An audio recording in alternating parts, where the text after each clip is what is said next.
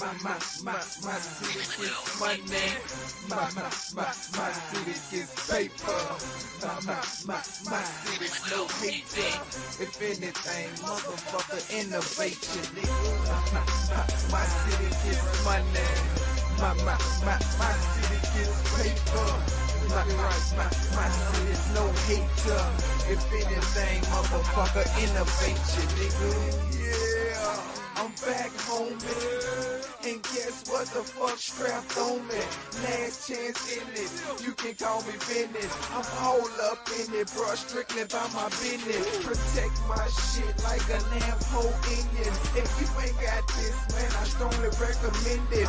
Neck on tennis, wrist on tennis.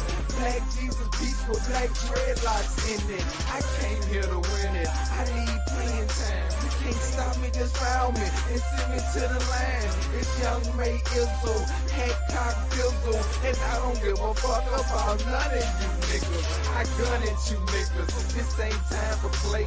I'm almost off parole and I'll be smoking every day.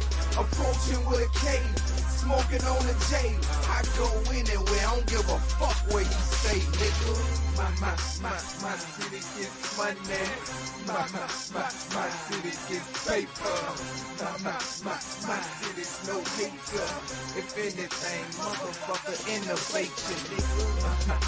My city gets money. My city gets paper. My city's no hater. If anything, motherfucker, innovation, nigga. All black Chevy, yeah, that's me. A triple and a motherfucking double OG, nigga. You don't know me, you gotta be drinking. I'm known for cutting heads, don't leave a nigga sinking. I leave a nigga blinking, just for all that playing. You think the Huck Green will call me the Orange Man? Cause when I get at ya, I really get at ya. I'm like Vin Diesel, bro, I keep a vendetta. It's always about cheddar, it's never cause you let her. Cause I don't wanna anyway, see I can do better. See I can do stellar. She love the way I groove. She like the way I cut the sack and still make it move. I'm nothing like that dude. Yeah, I'm something special. I'm known for getting money, so I ain't gotta address you, but not to disrespect you. If you touch my nephew, my niece, or my daughter, or my son, I'm coming at you, nigga. My city gets money. My city gets paper. My city's no hater. If anything, motherfucker, innovation, nigga. My city gets money. My city gets paper. My city's no hater. If anything, motherfucker, innovation, nigga. Tenant key shit, nigga. Nintendo Wii shit, nigga. The game on you niggas. Let it cane on you niggas. We'll bang on you niggas. Let it rain on you niggas. I'm ashamed of you niggas. And you know I know triggers. You know I know figures. Been in it since a youngin'. Wild out dungeon. Young Paul Bunyan. I came in running. Ain't going out gunning. I always had something, I don't owe you nothing, nigga. My city gets money. My city gets paper. My city's no hater. If anything, motherfucker, innovation, nigga. My city gets money. My city gets paper. My city's no hater. If anything, motherfucker, innovation, nigga.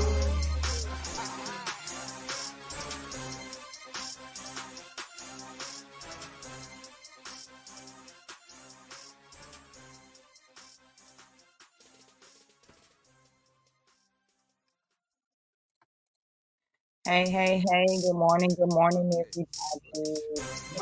My city gets money. How are y'all doing on this amazing, thankful Thursday? What are you guys thankful for today? Y'all see I got on my shirt that I made. I make shirts in case you guys didn't know. It says millionaire loading. Please wait. But just know it won't come from any scamming. It'll be legit money. But anyway, we're gonna get right into this video because I have other obligations to do and another video that I want to do later on today. So I wanted to give y'all the update on the Ashley Grayson case. I know she has a lot of well, had a lot of Facebook followers because she can't do social media anymore.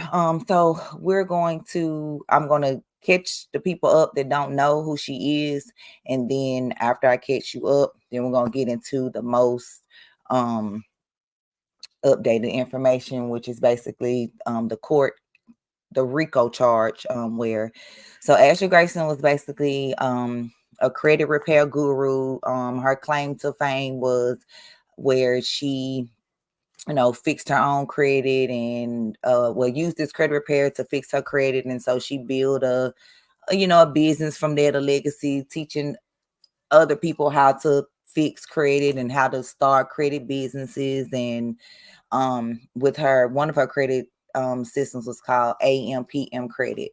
So like I said, one time she even posted where she made $1 million in 40 minutes. And I was like, wow, motivation, so, congrats. We're not here to hate on, anyone, especially if you're doing things legitly. But obviously things weren't too legit. Well, at least one TikToker by the name of Sherelle Hodges, who was also in the Rico charge, as far as, because this was a murder for hire case, believe it or not. Yes.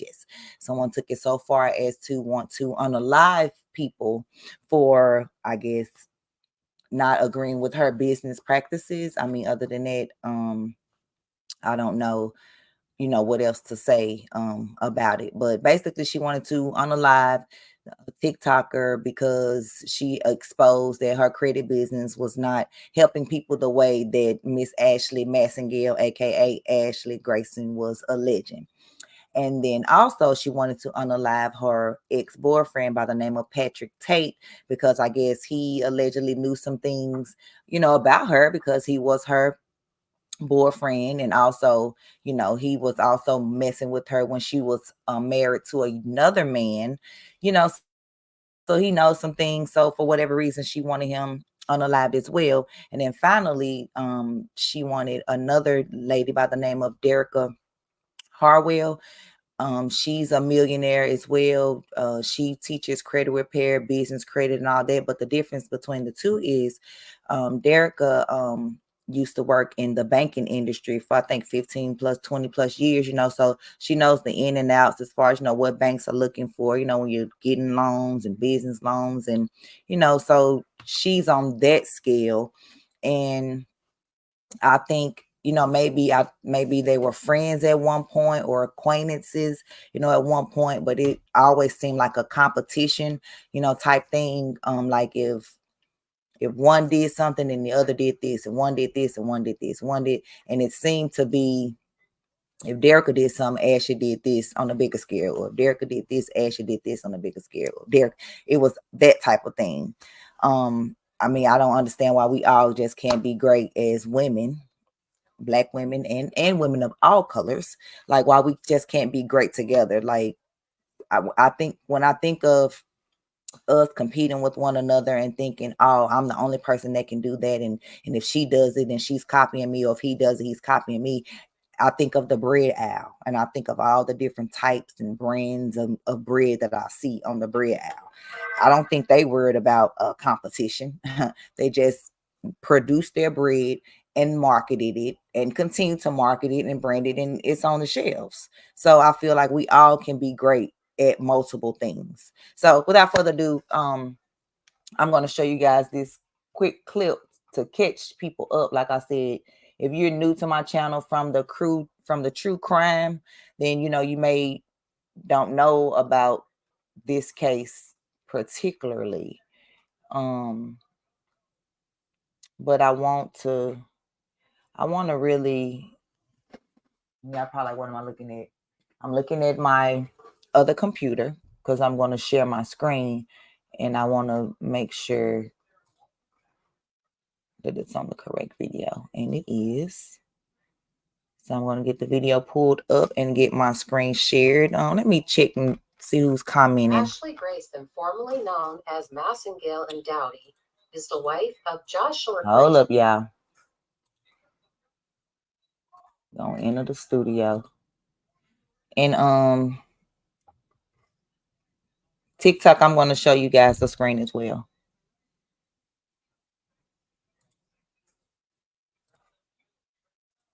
Reset. We are currently live on TikTok, 2 Facebook pages, and YouTube. You know your girl multitasking over here. Okay, so I'll make this big. Move you. Bring you here. Oh, hold up, y'all. I'm tripping. I'm in the wrong live. I need to leave this studio. Sorry.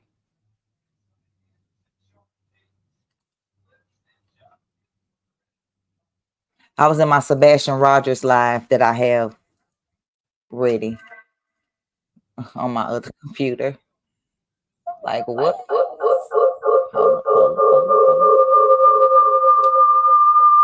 Okay, we've muted you. Present. Bam. Bam. Bam. I had this already, y'all. I really did. I really did. Hold up. Bam. Bam. StreamYard. Add it to the screen.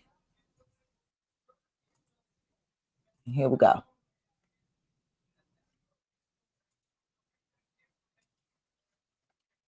Are y'all hearing it? Ashley Grayson, formerly known as Massengale and Dowdy, is the wife of Joshua Grayson and an 8-figure credit mogul who first launched AMPM Credit Repair LLC in 2017 and AMPM Academy, amongst other companies. Digital Course Recipe is her online course offering students a blueprint to starting their own online course as a business. There's often a waiting list to get in and costs upward of $2,000. Listen to what she says about starting her credit repair company.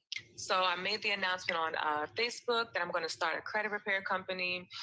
In my first 30 days of launching a credit repair company, I made almost $10,000 in my first 30 days. So I quit my job at the post office. Everybody looked at me like I was crazy. I thought I had lost my mind. I thought I had lost my mind, but I still quit my job anyway. And I've been just going from there with the credit repair company. I've had a few low times in my life. One of them was when I was evicted from my apartment. And this was in 2013. I was evicted while I was at work. So I actually had to leave my job to go back home, and all of my furniture was like outside. All of my furniture, all of my belongings was just outside on the lawn, and I had to put it into a storage with very little notice that it was going to happen that day. Story when I talk about how I did sell drugs at one point in my life, and I had a criminal record for that, and I had to go through the process years later, almost 7 years later, to get those things expunged off of my criminal record so that I could have a clean slate and move on with life and not have to constantly have that over my shoulder. Even I talk about my depression when I had an attempted suicide years ago and I was in the hospital for that. I've had so many people reach out to me. Earlier today, I actually made a post talking about my domestic violence situation where I was engaged to someone who tried to kill me, and he had to get arrested. And so I've had so many women also reach out to me to tell me how that story inspired them because it helped them get out of an abusive situation. So me just talking about, my evictions and cars being repossessed, when I reached my low point with depression and, with the suicidal attempts and domestic violence, just everything that I've been through. And I still... Ashley, who refers to herself as Big Ash, markets to her clients I who ain't she hear nothing calls about credit cousins repair in that by presentation, but storytelling okay. and painting a picture of grandiose. She's often seen by her glamorous lifestyle that includes cars, homes, I trips, or have whatever a appeals 6-hour to her live about potential that Facts clients Over and Lies. life they hope to obtain.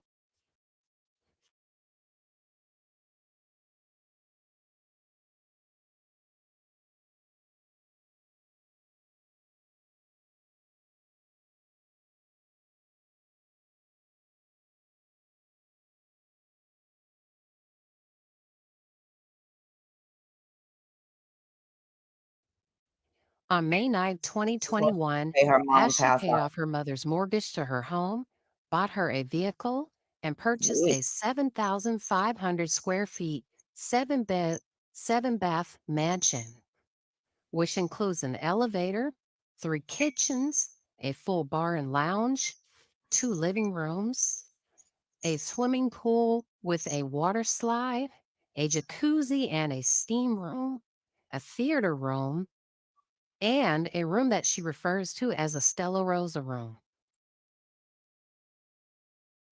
I have a whole Ashley 6-hour once live made about $1 that million case. in 40 minutes, and according to Mr. Grayson, continues to excel and beat her own record. However, things quickly got messy as word spread concerning the legitimacy of how Ashley made her millions. Ashley initially denied having a work-related incident where 4 of her fingers were caught in a conveyor belt and cut off, causing the loss of her right pinky. She has now admitted to losing a finger. You can check out Volume 1, which addresses the incident in more detail. She lost a finger at working somewhere, but she claimed she gained millions by the credit business, which was a lie. She got the millions from losing the fingers at her job. You see, the fingers are gone. Well, they was able to put 2 of them, 3 of them back on, but the pinky is missing. And I mean, it's okay. That could have been a part of your story, but instead you hid it and made it seem like, oh, you just became this millionaire by doing credit repair. Hold on, y'all. Let's see, back to StreamYard. I'm working on 2 phones here. I'm talking to YouTube and TikTok. Okay, so basically that's the like her backstory as far as where she came from, where people know her from. Her claim to fame is, like I said, she claimed that she did the credit repair, and that's how she became made her first $1 million. But that's not the case.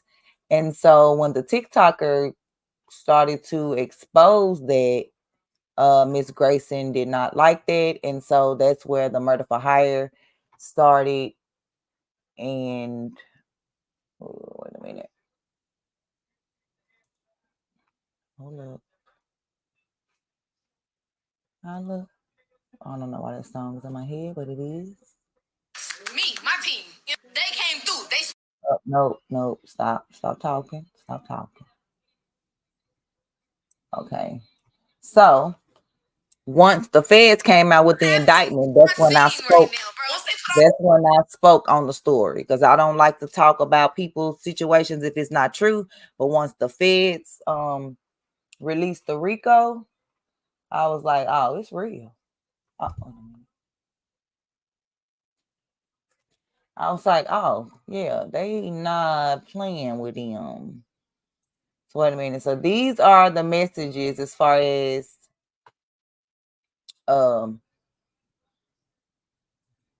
when they got it indicted, and the young lady whom Ashley had bought a house for, Ashley wanted the house back, but she went on live, had the news people out there, broadcasting she about this house. And even on one of the videos, she joked and say, "Ooh, I feel like the house is mine," when all in actuality it was yours, because you kept your name on the house. And so the lady ended up losing the house, and so that's what sparked all this up. The daughter Olivia wants to know, why is your name still on my mom's house and all that. So since Ashley didn't pin out to be what she said, they was like, okay, well, you need to remove my mom from your social media, because you lied, all that. So she come back with her 500,000 word essay replies, and they weren't going for it. So then some kind of way Ashley talked with Olivia about unaliving these people. And Olivia was smart, and so the next time she spoke with her on iPhone, like on the iPhone, that's encrypted or whatever. But she was recording, and Ashley is seen on video. So it's not just her where you be like, oh, I could sound like her. Oh, it could be her. I don't know. No, it's audio and video of her basically saying she'll pay this to unalive Sherelle. She'll pay this to unalive Patrick. And she'll pay this to have Derek Harwell unalived in front of her children, might I add. In front of her beautiful children. Like, what is wrong with you? So, here you go. Share the screen. Oh, shoot. So this is the beginning. These are the text messages, and I'll read them.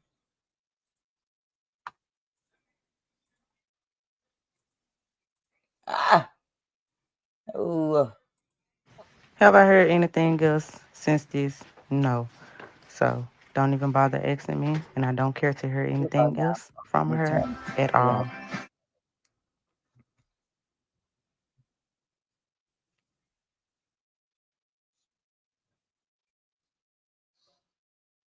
The money at the title company, so we listen. gotta sign them papers, and this is 100% yours.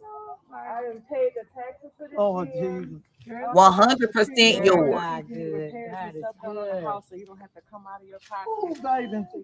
Oh, baby. I'm excited like it's my house. We are here at Sure Title Company waiting on Miss Deborah, Olivia, the rest of the kids to come over. Hold up, y'all. Let me clear this up. I do apologize. I don't like granted. Oh, well, it can't get no better. It can't get no better. Sorry. I let so much shit ride and just fly. I'm healing. This is Olivia. I'm letting go of a lot of shit. So in order for me to just put shit behind me, I need to go and talk about this. Because I've let my name get dragged for so long. And the only reason why I waited it out, because I knew if I let these people keep talking and keep lying and keep just making up shit, that once I dropped this full video and it just show y'all all of these lies, like, it's just gonna expose everybody in one video. Like, Sherelle, Sherelle, girl. You can lie so many times. You just got to lie on top of a lie on top of a lie. The day, September the 13th, that you said I knocked on your door, I was at home doing hair. I have timestamps, pictures, videos, everything of me doing hair that day, that time.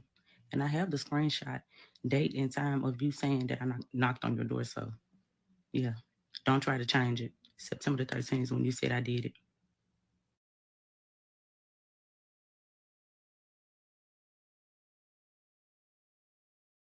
She's showing us the evidence right here. September 13th. That's her doing hair at home. Yes, sir. Yes. Facts. I love facts and receipts. Yes, I do. Amen. Sherelle, you also said I held on to the FaceTime video for a full month after Ashley came because to me they about were this. trying to get them locked up Baby, too, because everything they the ones was that was going to exposed hire. within 2 weeks. But they just took the money and didn't do it. I got timestamps.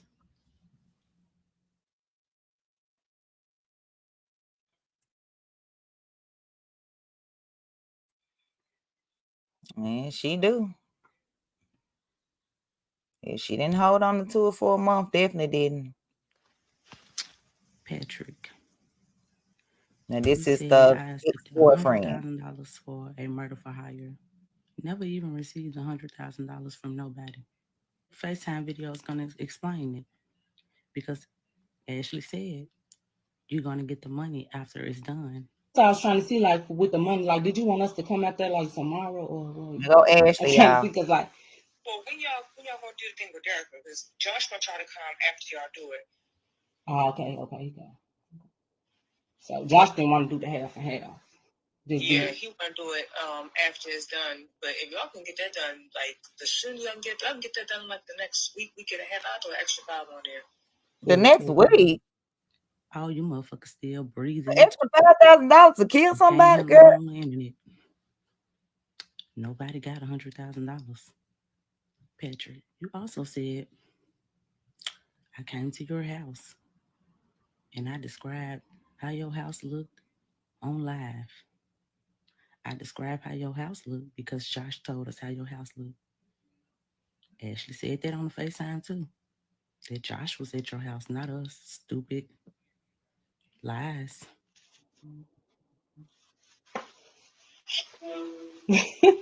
Josh back. Josh back. He's still gone. Oh. Gary, no, we done already been through there. Through Derek house. That fast? It's gonna be real easy to get her. Y'all hear these It's gonna be people real plot easy. to kill people? Mm-hmm. So that's what I was trying to see, like with the money. Like, did you want us to come out there like tomorrow or like? I'm trying to see because like. Well, when y'all gonna do the thing with Derek? Because Josh gonna try to come after y'all do it. Oh, okay. So Josh didn't want to do the half and half. Yeah, he want to do it after it's done. But if y'all can get that done, like the sooner y'all can get that done, like the next week and a half, I'll throw an extra $5 on there. Cool. An extra $5, y'all. Like, what is that anyway? Your life is worth taking somebody else's? Over 100,000 people to see. Mm-hmm. And she made you know, I was address talking to Bernie. You know, I was talking to Bernie about the Sharia stuff. I was like, we just need her completely alone because there's too many eyes on her. There's too many eyes on her. Josh said that earlier. Josh said she got too many eyes on her now. And then the TikTok thing, because I was like, damn, it's just her right now. But if something happen to her, this gonna be in front of everybody. Mm-hmm. And then they're gonna be like, all of a sudden she was making all of these and blah blah blah. Josh said that this morning. He said there's too many eyes on that girl right now. I said, well, it's not gonna die down. And he was like, well, it's just too many eyes on that girl right now. He was like, we don't need to be involved in that. And he was like, unless they can get somebody else to do it. And then he was talking about you and Brandon too. And he was like, he think he got him a new friend or whatever with Brandon. And he was like, I think a new friend that you want to put in an unaliving. Get one more, he gonna be gone. So he was like, he don't risk Brandon getting another felony, and then he be gone for life because that'd be his third. Oh, now you're thinking about Brandon. He don't want none of us involved in it. Mm-hmm. And I said, but you are involved because you're playing it. Man, what? I love my friend too. I just want thinking it all the way through. Man, Josh thinking about everything. I'm thinking it through now. Even talking about this. Somebody like, we don't want nobody to do it that's gonna get locked up, but especially not nobody that everybody gonna or that we gonna like hear. But then the thing about that, if you don't know them personally, then you can't trust them. It's like, well, obviously you can't trust these ones you know. Because you shouldn't have been trying to unalive nobody. Erica, all them pissed me off so bad was the fact that I was genuinely trying to be, trying to help a motherfucker out at first because I'm thinking Sherelle was really concerned, like really scared for her life. I'm letting you know, like, you good, like a motherfucker wasn't gonna hurt you, like it was us. And I'm like trying to come on this type of shit, like fuck the shit, like y'all straight. And y'all flip the script like, nah, you motherfuckers was gonna kill us. And I like, quit doing all this shit for attention and internet shit, bitch. Like, why would we risk our freedom for, all this shit just pissed me off so bad because a motherfucker wasn't even on it with y'all. And y'all play with me like, you know what I'm saying? Shit wouldn't have went like that and I would never fault y'all for being upset about the part motherfucker wanted y'all out of here. I wasn't saying y'all was wrong about that.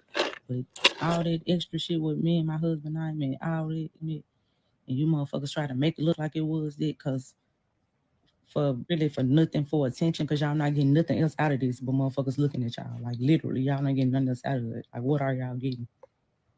Unless y'all trying to sue Ashley or something for keeping their life. Shit, acting like y'all motherfuckers going through something. I don't know, but keep me up out the shit. Quit saying my fucking name. Get a life. You was in it when you was on the phone with Ashley, whether you was gonna do it or not, ma'am. Sorry. I'm just letting this whole little shit go. I'm just calling it down the middle. These people are frauds. They're liars. They're manipulators. They're con artists. Like, they're doing all this shit for money, views, and attention. And I ain't with all that. So what was Ashley trying to get you to unalive these people for? Y'all been like we got 30K, 60K, 100K. Where is all this money? Y'all shouldn't have got no K. $10,000. You know how fast that shit leave? And I'm a fucking gambleholic. Now, if we say we finesse some money for saying we did something to somebody, how was that accepting money for murder for hire? When she clearly said on the video, we're not getting nothing until these people dead. They look alive and talking like a motherfucker on social media to me. And y'all, this is another thing. Sherelle was all fine and dandy at first when I gave her the video of us mentioning her name on the FaceTime call, and she used it in court and was winning the case for astronaut. She was good. She only got mad when I blocked her. And Sherelle, girl, I only blocked you because you was on this girl shit in Memphis, loving her shit. Why this bitch over here talking about us? You don't know nobody. You don't know her. You don't know us. This bitch don't even know me, and she in Memphis, and you all over here loving shit, and you can't even get your ass beat. You know what I'm saying? So let me block you. I don't even know you. You know what I'm saying? Cause Sherelle, guess what, girl? You done made all these videos, all these posts about me, girl. If you was in Memphis, you know what I'm saying? If you was in Memphis, bitch, I would have drugged you from South Parkway to Orange Man, whole come to Memphis and see how long you would have been getting dragged. But you in Dallas. Quit playing with me. Find something safe to do. Get a life. All of y'all, leave me alone. And back to Ashley. Like, oh, fuck you. You know what I'm saying? Oh, all this shit one genuine and one real. You was on some clout chasing shit from the jump. Motherfucker didn't know, but motherfucker know now. Um, I was just saying, like, delete my mama, delete me. Now I know my auntie passed away in November. She on her page. I just want us off your page. I'm putting all this shit behind me. This shit like is a part of my healing journey. And all this shit is gonna be behind me. Everything this I feel like is bothering me, causing me to like get headaches, anything. You know what I'm saying? Everything that fuck with me is gonna let go. So all of this shit, I don't give a fuck what motherfucker gotta say afterwards, it's gone. All this shit is behind me. Don't ask me about it. Don't bring it up to me. And hope. And let me say this too, y'all. Oh, Patrick, when you be South Memphis hood rat, thugs and all this old shit, you bitches kind of insult me. Cause I I'm love how from the Memphis hood, loud and proud. love me. I don't claim to be other than from the hood. The fuck? You that's not an insult. But you little feminine slick gay motherfucker, but you wanna keep talking about Josh's sexuality, but you know different. You sweet ass nigga, like quit playing with me. Cause you type nigga motherfucker can smack like I can, a female, so quit Fair playing. you. Fair And you. like, Not my y'all words, know them I've been hers. through so much just because of this shit. You know, my sister, two of my sisters, my husband, my nephew, my god brother, my niece, all us, we went to jail Wow. because this bitch didn't want to put a fake charge on us because she got her Wow. ass beat by one person. Because you jumped in this bullshit right here. Us, we dealing with all this, all because of this shit right here. Like y'all ain't dealing with nothing. Y'all just running y'all fucking mouth, but we dealing with this shit head on. You know what I'm saying? And it's like I sit here and let y'all lie on me for months, y'all. Since September, y'all been lying. A lie after a lie after a lie after a lie after a lie. And I've been letting y'all do this. So I know you bitches cracked in a week now. Y'all been on here crying, asking for money, asking for donations, acting like y'all cracked. Y'all folded. Y'all ain't nothing like me. Everybody's confused about how the FBI got involved in this, and it's not going anywhere. The breakdown. Ashley contacted the FBI because she felt like me having this video of her saying all of this was me trying to get money or something from her in order for me not to share this video with anybody. So she contacted them saying I'm trying to extort her. But the whole time Right. she's still You trying to called them silence on me. She yourself, like, now girl. they told me if you was to post this video, it's extortion. Don't leave your house, that extortion. Hey, you contact the FBI. Now I gotta go talk to my lawyer because now I got to protect me and my husband. When I talked to the lawyer, ran through with the prosecutor. The FBI contacted us. I had to go talk to the FBI too. Y'all, she contacted them. I cleared my name. Like this, all it is. Like, and the people who are online, you are still wrong because had Ashley done what you wanted, taking her name off the house, then you wouldn't have contacted the. I didn't contact the FBI in the first place. That's what y'all not getting. My thing is her telling me that she wanted these people dead. Y'all thought I supposed to jump online and be like, hey y'all, Ashley told me that she want these people dead. What were y'all gonna do about it? When these people who need to know about it already know about it. And again, my mama never signed anything. There's no proof of her signing anything. So at the end of the day, we know we can sue. but we not. Girl, I genuinely really want you, Ashley, to be happy for real. I want you to experience the kind of happiness that you don't have to lie and make up fake long ass captions about. I want you to experience true love, real happiness, and just I want you to really experience it. Because when I tell you, you don't have a single person around you that really give a fuck about you. Because if me, with my average life living ass, if I had a group created about me with over 20 that accumulated over 25,000 members that was just tearing me apart, when I tell you my phone would have stopped ringing, and I'm not no millionaire, but I sit over there and saw your phone not make a peep. Nobody checking on you, nobody concerned, nobody gives a fuck because nobody really give a fuck about you. The only thing that you have is money. And if money was the only thing I had in life, I'll be just as unhappy as you are. Derica is a bigger scammer than Ashley. This fucking murder for hire case going on was the highlight of her fucking life.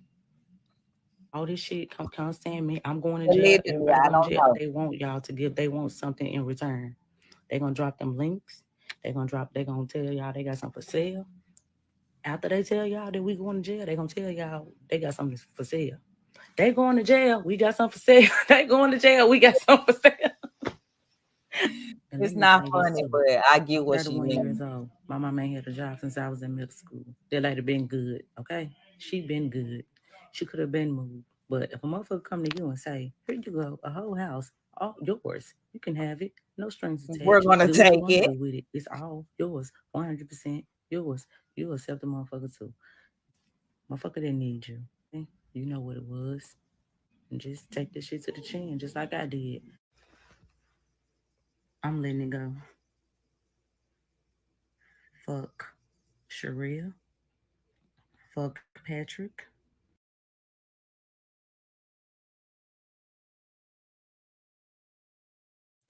They said that was that one. I actually think I made them play out of turn, but it's all good. Uh,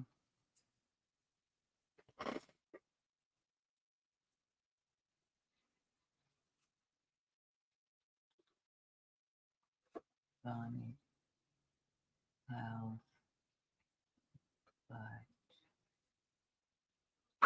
maybe it's that one. Oh,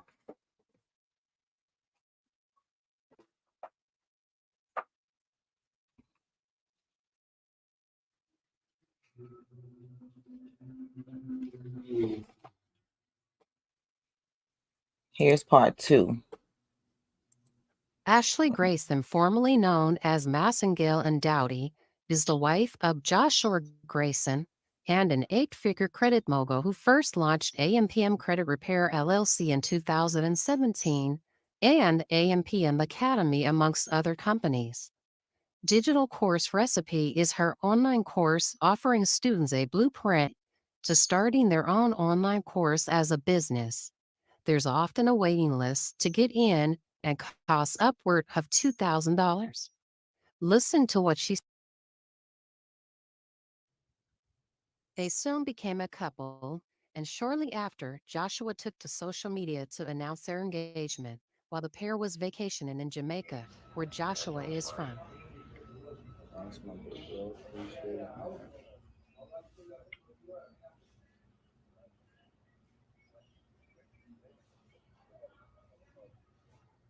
Legendary R&B singer Monica performed for the couple, and shortly after, on December 11, 2022, the couple announced they were having a baby. Not see the Business title, for Kimberly Ashley was Jones. not as usual, and in early 2021, many of her cousins, as she referred to her clients, took to social media questioning her business practices. And It's her about the often guilty refused verdict for the refunds Rico and or charge. blocked on social media. Now this is how it all began. So a lot of y'all probably don't know who Ashley Grayson is. Well, she was on social media with a lot of following, and she had a credit repair service that she was offering a course. At least we thought she had a credit repair service or course that she was offering. But turns out this being repairing no credit or offering no course. She was scamming us all, goddamn it. So of course here I go. Always on the money train, thinking I'm finna learn the ins and outs of some shit. You know what I'm saying? Learn the back end. I heard a So I video could that make she some money. would never You know what I'm saying? somebody Look to somebody be else. like her. So I So don't know what I thought y'all was gonna I learn. paid my motherfucking money. When I say my stomach was queasy when I found out this one really giving what she supposed to have been given. I literally got like a pamphlet, a goddamn book, and a pre-record. This blocked me after the pamphlet and the pre-record. I was like, wait, rewind. So after she blocked me and I didn't get the services that I paid for, I contacted my bank, thinking my bank was gonna give me my money back. My bank said no, they didn't give me the money back. So of course I went on, pissed the fuck off, madder than mother. I didn't get my money back. I had to take it as a loss. So I thought. Then this motherfucker went on ahead and, did these murder for hires. Got scammed out my money. My bank at first did not give back my money. So let me tell y'all, if y'all try to dispute the transaction and y'all didn't get y'all money back, y'all was unsuccessful. Here's what you do to get your money back. So I went ahead and gathered all of the social media blogs, all of the reports. I went and got all of the public record information, all of the everything that was filed. And I went inside of my bank. I sat down with a banker. You got to sit one of the specialists in the back, and brought all those documents in. And there's a form you can fill out. It's an appeals form to appeal the decision of the dispute. So I went ahead, filled out the appeals form, attaching all of these supporting documents. So the supporting documents that you can give them, let me break it down for you. You can go ahead and attach all of the people that are now coming forth with how they were scammed. You can attach all of the public record information that is public record in her city. You can even attach and upload, you can download video, should I say. And I don't know if they're gonna I don't know if they even use the CD. I don't even know. All I know is I woke up in love this morning because they gave me my money back. So after I went and sat with a banker with my documents. So remember, social media is big. The things people say and do on social media is big. I used the shit from social media, went back to my bank. Now, mind you, this is months later, back to my bank and let them know I need to file an appeal because the decision that they made not to give me my money back was wrong. With all of my social media documents, shit she sent on social media, things that were printed and posted on social media, and just bring that with you to your bank. You're going to fill out the form. They're going to attach your documents. Boom, boom, boom. They're going to contact whoever they need to contact. And you're going to wake up in love in the morning. The couple has now been indicted on racketeering and murder for hire charges occurring between August 26, There go the 2022 charges and again. I don't September report 11, nothing if it ain't real. 2022. They surrendered.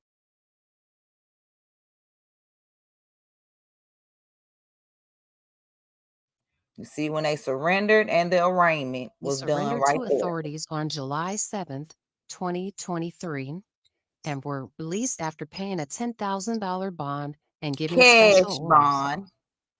And only she The paid the innocent bond. victims include Dr. Derek Will, Sherelle Hodge, and Patrick Tate. There they go. Some of the victims have entered into contractual agreements with film producers to tell their story. I don't know if that's true, but hey, make your money off your story. Now, I've learned a lot from Derica Harwell, just to put that out there. And y'all, why TikTok restricted my video for harassment and bullying? And I know Lydia I'm not Johnson and Brandon Thomas anyone. were solicited to carry out the murder for hire.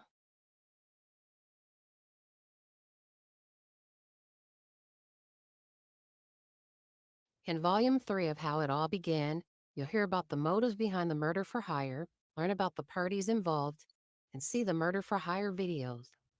We'll also discuss the indictment. Be sure to like and subscribe so you don't miss any updates.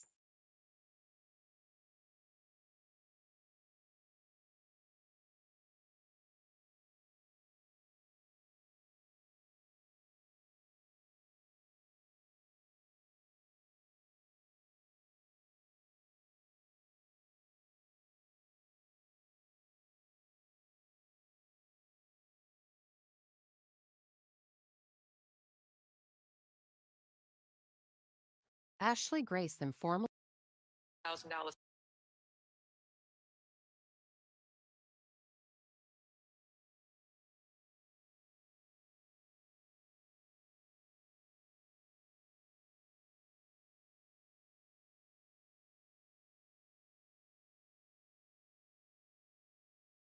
Ashley Grayson filed a motion to not appear in court for October 13, 2023, murder for hire racketeering case.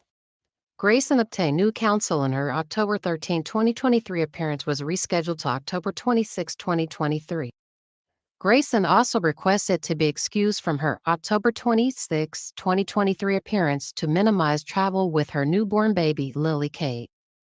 However, Grayson's request was denied, and both Ashley and Joshua Grayson must appear in a Memphis courthouse October 26, 2023. Where they did appear. This appearance will be interesting because Grayson's bond may be revoked. Visit YouTube to hear the latest findings. Oh, look. Okay, so that was that one. So last year on August 28th, I made my very first video about how here we go. Sherelle breaking it down of, you know, how everything Ashley was scamming people. How did I get to that point? I purchased credit pie, whatever it's called. And I realized that the results she was telling me I was getting were not accurate when I checked the actual credit monitoring site. So I went digging into her life, found the group, stumbled upon all the reviews that people were saying about thousands of dollars that they were spending, and I asked them if they wanted me to make a video. Boom. I get on TikTok, I make the video, it hit 1.2 million views overnight. Not me thinking much of it, I make part 2 because now everybody's interested. People are commenting, talking about how they were affected, how their money is lost, how they're trying to get it back, right? So after I made part 2, a few days later, I came home. It was 11 o'clock at night to a cease and desist letter. I get on the internet. I let everybody know, like, dang, y'all, I posted one video. Ashley out here demanding that I take these videos down and that I basically reissue some lies about her company. Did I do it? No. So not even a week later, I was served. The server came to the door, let me know. I got on the internet again. I let the world know that basically this hoe was suing me for $1 million. And in the mix of us going through civil litigation, this woman put a bag on my head. How did she put a bag on your head, Sherelle? Incidents that was going on between her and her hitman, she was the bird brain that called the FBI on herself, right? In the midst of her calling the FBI, everything came out, right? The video. You know what I was talking to Brandon? You know I was talking to Brandon about the Sherelle stuff. I was like, we need to leave her completely alone because there's too many eyes on her.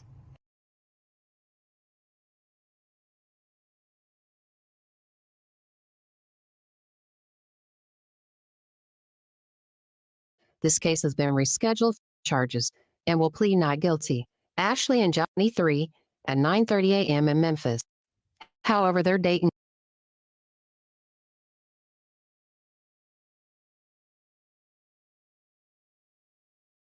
so the arraignment was granted a request to not appear in court for Dr. Derek. And then she didn't want to appear in Harwell's court. Case, where Harwell is countersuing for $10 million after Ashley sued her for defamation. This case has been rescheduled for March 4th, 2024. Ashley and Joshua Grayson were also granted their motion to not appear August 9, 2023 for their arraignment for racketeering and murder for hire charges and will plead not guilty. Ashley and Joshua Grayson's next court appearance is scheduled for November 13, 2023 at 9:30 a.m. in Memphis. However, their date in court may come sooner.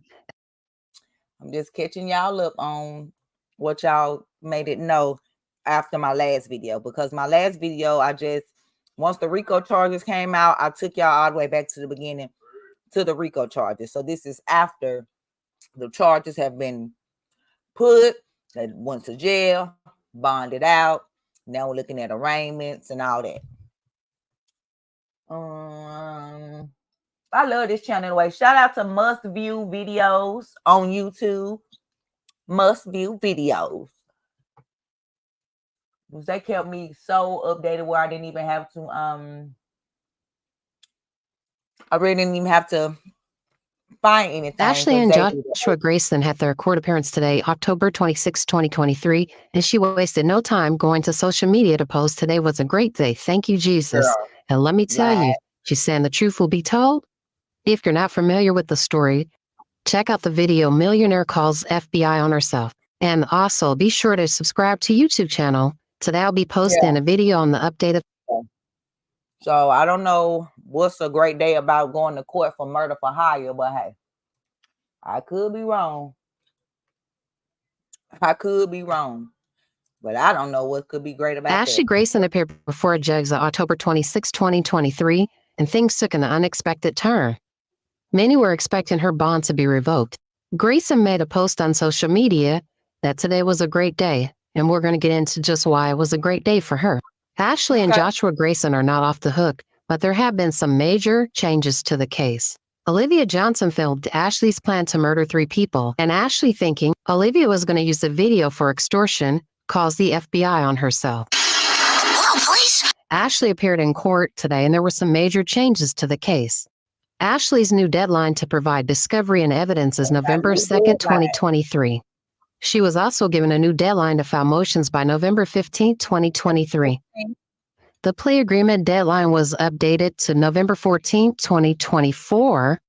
Her next court appearance isn't until next year, February 16, 2024, with a tentative trial date scheduled for March 4th, 2024. And while the Graysons aren't free and clear, this certainly bought them some time.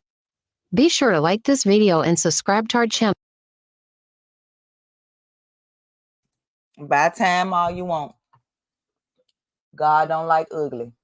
No, he don't. No, he don't. So during that trial, she was pregnant with the first she was pregnant with her daughter, Lily Kate, I think that's her name. And so I think she was using it to try to like get out of it, I guess. Try to get out of what they did, but they don't care. Judges don't care nothing about no children, at least not no colored ones. Here's the official court transcript. And the reason that I'm saying it is because like, for instance, well, they didn't have a murder for hire case, but they did have, like, I think of the Real Housewives of New Jersey with Teresa Judia and her husband or whatever, how they allowed her to go to jail first, and he was able to stay out with the children, and then she got out, and then he got to go a couple of months after that. Like, where they do that at? I ain't never seen that for no black person. I done seen, well, I'll take that back. I'm lying. It's a YouTube couple by the name of a YouTube family.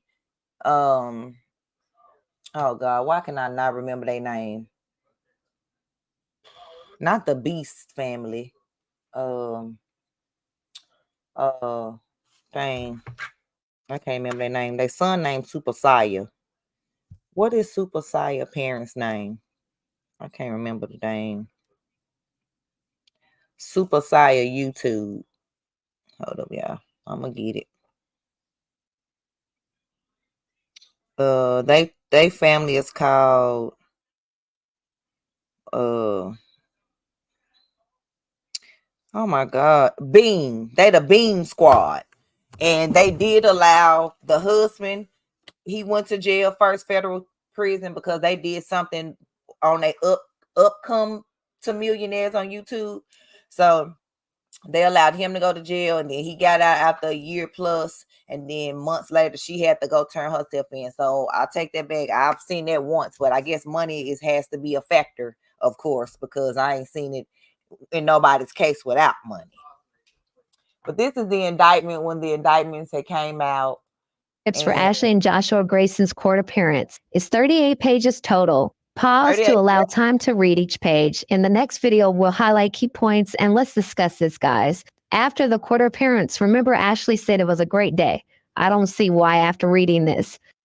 I'll leave a link to that video in the comments below if you missed it. Enjoy, guys. So I'm going to have to pause it, y'all, because on certain parts, but I'm going to have to read it myself because I don't know why my screen is doing this black screen thing and I don't like it. Hold up. Hold up.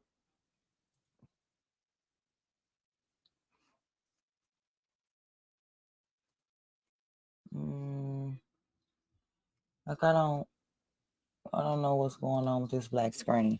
But anyway, y'all, so the transcripts are as follows. You know what? I'm going to pull that up right here. I'm going to pull it up right here. That way.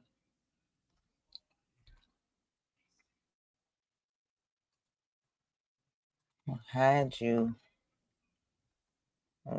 Here we go, y'all. I think these are the transcripts right here.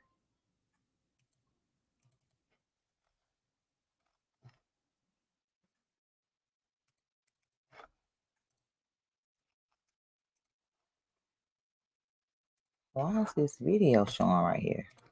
Weird.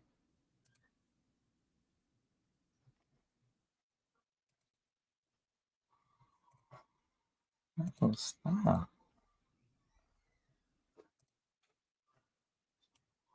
I don't know why this is right here.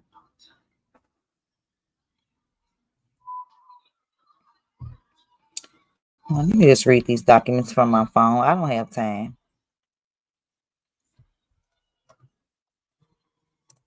Okay, I got them, y'all. Look, okay, y'all, I got them. Because, honey.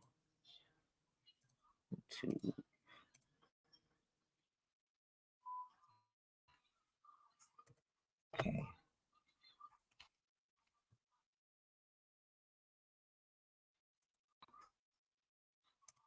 All right, y'all. So,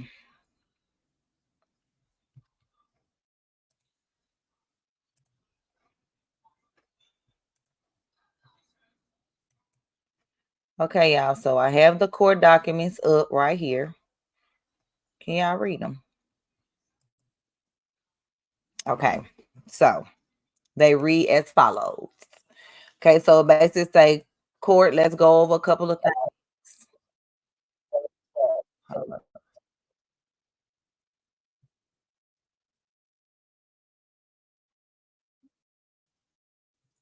What? Oh, God, this is TikTok. No. Oh, y'all going too fast. Documents? No, no, no. We need to go back and read.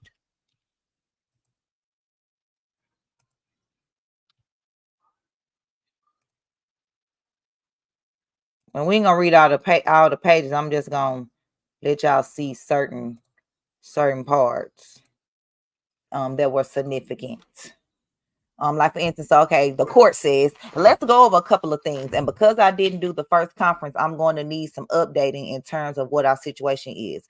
I see that the requirements was that the discovery be made on August the 9th. Was it made then? Mr. Odom says, yes, Your Honor. I'm assuming, I don't know who Mr. Odom is at the moment. I don't know if this is the prosecutor or if this is the defense lawyer. We'll find out. So the court says, okay, well, what happened to the letter then? Was it additional material in connection with the letter that you included? Mr. Odom says, Your Honor, I believe that the letter was that it was an oversight where it was filled later, Your Honor. We have one from, and we had, they redacted some stuff. The court said, you already produced everything? Yes, Your Honor. And you produced it in August? Yes, Your Honor. That's good. I'm going to ask a little bit because I don't know about what happened here. Yes, Your Honor.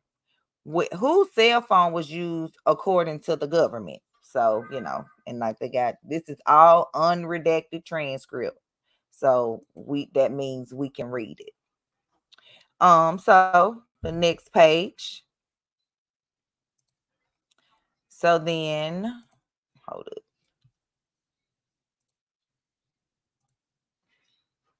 Let's say Mr. Odom says there are blank, the one that the government is relying on, Your Honor. So they blanked it out, but we know who phone it was. It's somebody named Olivia Johnson, who is a witness here in Memphis, Tennessee, and the other would be an electronic device used by the defendant, Ashley Grayson. Okay, what would the second device be?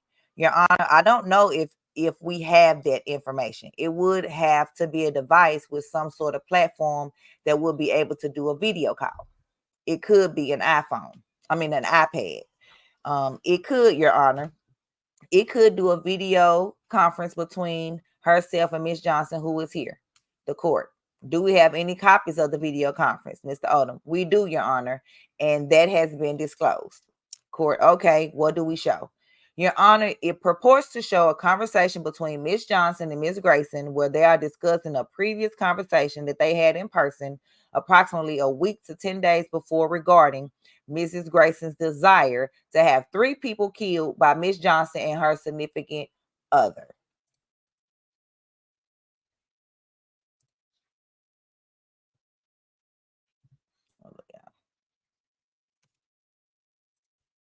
Okay, during the course of the conversation, they decide that 2 of them, or Miss Grayson decides that 2 of them, it's not the right time for those 2.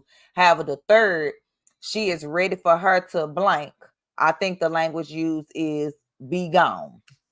The court said to be gone, to kill this person? Yes, Your Honor. And what are they killing these people for? Your Honor, it's a complicated series of events that mostly took place online and in social media. And the reason I'm bringing awareness to this is because this is how social media can get you in trouble.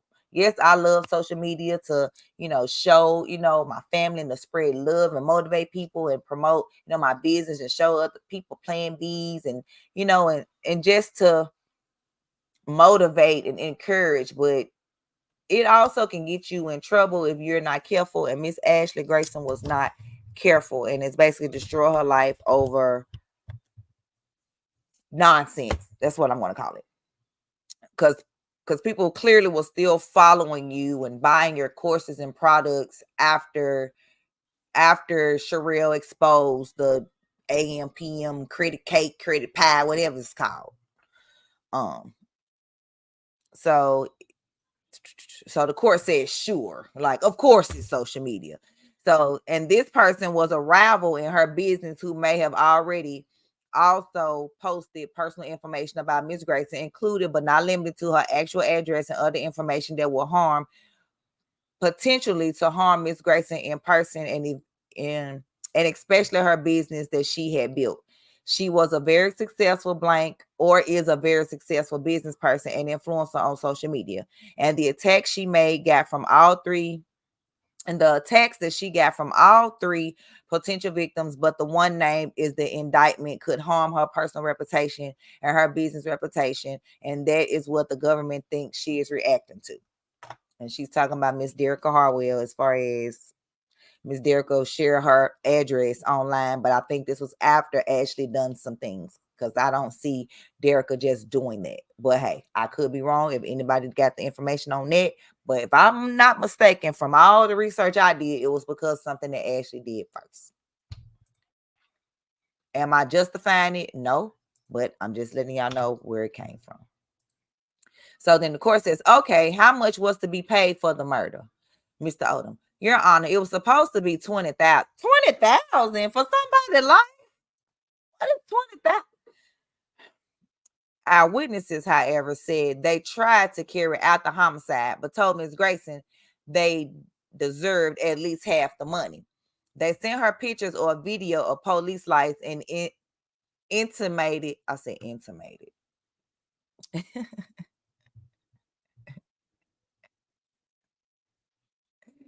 Oh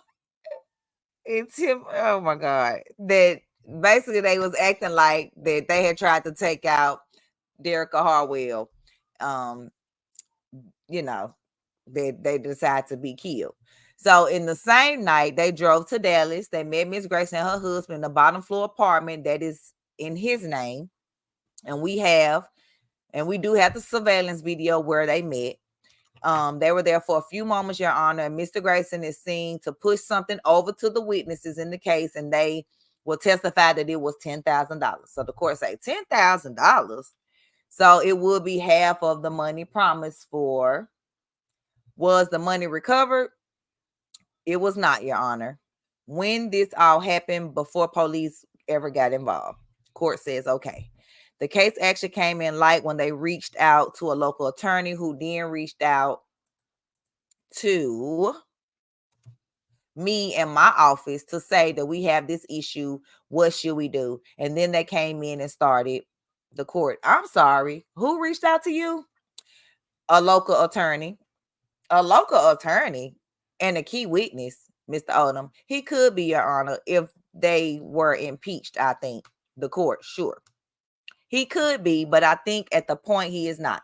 The court, a local Dallas attorney? No, a local Memphis attorney. A Memphis attorney? Yes, Your Honor. Okay, we went to the local Memphis attorney with this concern, Mr. Odom. The Johnsons, Your Honor, the people who had been hired after they got the money, I think they communicated with Miss Grayson, broke down. Their communication with Miss Grayson broke down pretty rapidly, and then they went to their attorney, the court. Okay, were they trying to collect more money, or were they concerned that they were about to get indicted? Mr. Odom, Your Honor, I think it was probably a combination of both. And I believe that Mrs. Grayson and I think the record bears out, or was going to say that they were maybe extorting her. And she went to the FBI herself right after the same time that the attorney brought those two people in to speak with them. And initially the ATF was involved, and then the FBI got involved. The court, sure. Okay, well, this is interesting. Very interesting, Your Honor. Mr. Odom said, it is an interesting case, Your Honor. The court, in the 235 pages, 235 pages, why we only got 36? I want all of them. Is this in there? I mean, I don't know what's in the disclosures and whether there's a separate disclosure of video. Mr. Odom, there is, Your Honor. If there is a video, there was a Facebook search warrant done, Your Honor, on Miss Grayson's phone, and there was a search warrant performed on the witness's phone, Your Honor, just to preserve whatever was there. The court, sure. Mr. Odom, what do we have to, wait a minute. What we did have is the video that I described at the very beginning, Your Honor, and then the surveillance video from the apartment complex that I also described. And those are the two main digital things. I said these are the two main digital things. This print is very light on the screen that we are relying on. The court, sure. The rest was to preserve and allow. I'm gonna read fast, y'all. Their communication between our witnesses and Miss Grayson, and the activity of both, there was so much of it on social media to show all the people interacting. The court, do we have text messages, Mr. Odom? Not that we're specifically relying on, Your Honor, that would be significant. Okay, it is mostly if I could back up, Your Honor, the very first part is the witnesses from here flying to Dallas to have in-person conversations. We do have the record of their flights, I think on September the 5th, Your Honor, to Dallas. And we also have some sort of mobile platform, I think Cash App, but I'm not positive, a transfer of money to Miss Grayson, from Miss Grayson to Miss Johnson to purchase the plane tickets for the first conversation. The court, okay. Can you track the $10,000, Mr. Odom? No, we cannot, Your Honor. It was cash.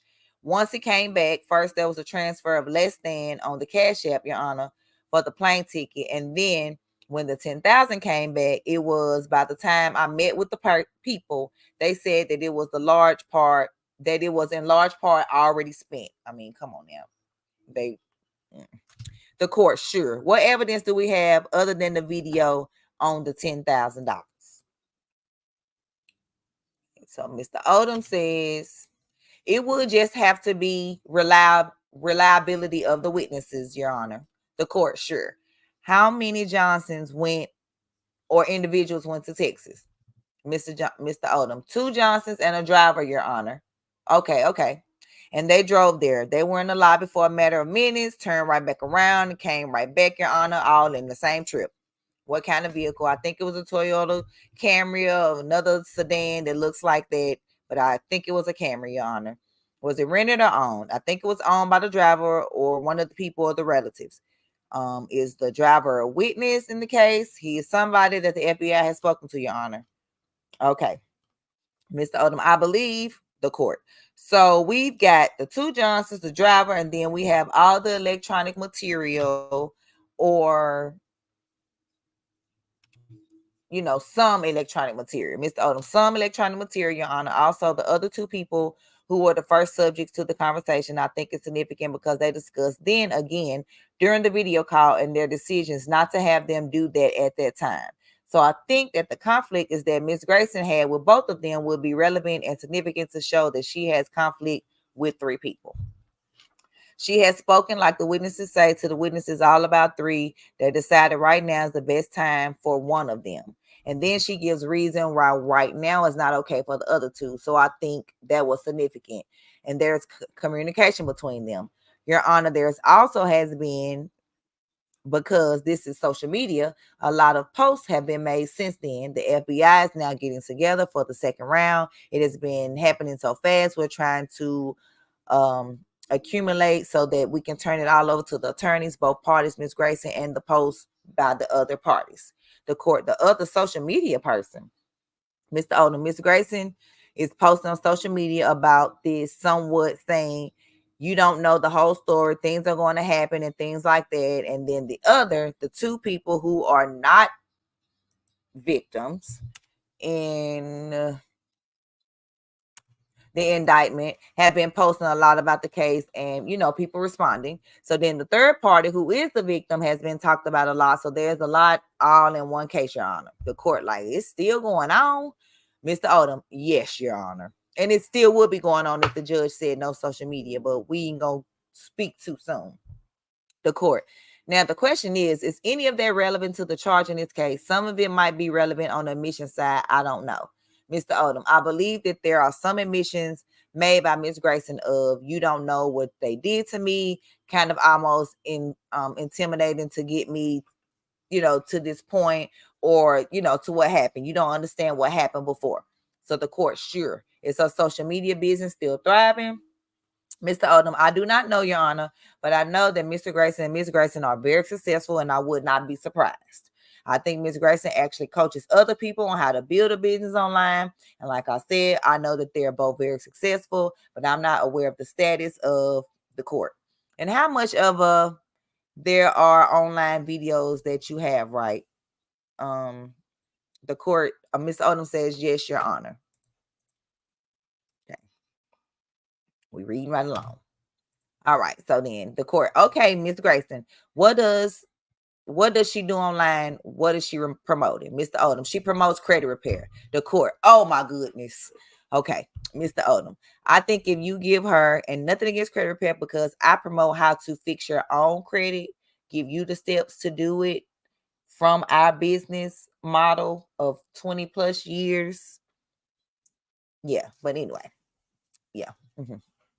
I'm not having you go sign up for Credit Karma or whatever it is for credit monitoring, and then it's not that. It's, trust me, it's follow these steps, you repair your credit, because no one can fix your credit but you. Remember that. I think that if you give her your personal information, then she can access those records. She then goes in and does what she does to help people with credit repair. And I think she also, like I said, Your Honor, from that, because she has grown her business, now she teaches other people how to do either that or other things. I'm not sure what her teaching does, but I know that she does do personal coaching and I think seminars. The court, okay. Mr. Odom. And that's how she met Mrs. Johnson, Your Honor, the very beginning. From the very beginning, several years before this started, she reached out to Miss Johnson because Miss Johnson is a local person in Memphis who has a large following on social media. So Miss Johnson was able to then advertise Mrs. Grayson's business. And I think that they helped her gain more traction in the market to have her business grow. The court.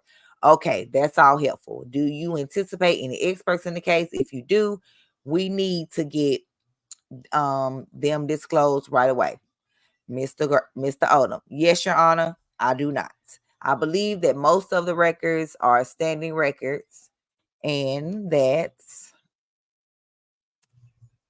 come in the normal course of a trial and through the normal course of evidence. The court. Okay, that's helpful. Have you been told by the defense if they anticipate any experts? Mr. Odom, I have not, Your Honor. So Mr. Odom is the prosecutor. So the court. They have a duty to tell you if they do, because you've made your 26, you've made it your Rule 16 disclosures. Mr. Odom, yes, Your Honor. The court. Well, let's get back and ask them. Let's go back and ask them. Okay. Mr. Balling, any experts on this case? Now, here's the Ashley Grayson's defense attorney speaking. Mr. Balling, Your Honor, our involvement is relatively recent. Whatever the date is, it is. We are aware of our obligation under the rules of disclosure. There are none to disclose today as of today because she hired new counsel, in case you guys didn't know. The court. Okay, so do we have any experts? Mr. Balling, as of today, no, sir. But we realize our continuing duty to disclose if we do have any. The court. You could have already missed your time period to disclose already under the local rules, but we will make sure that we set a very clear date on that. Something that happens. It's not good, but sometimes that happens. All right. And your co-counsel, your lead, aren't you? He says, Mr. Show, yes, Your Honor. The court. No, I'm sorry. I'm talking to Mr. Balling. You're the only one?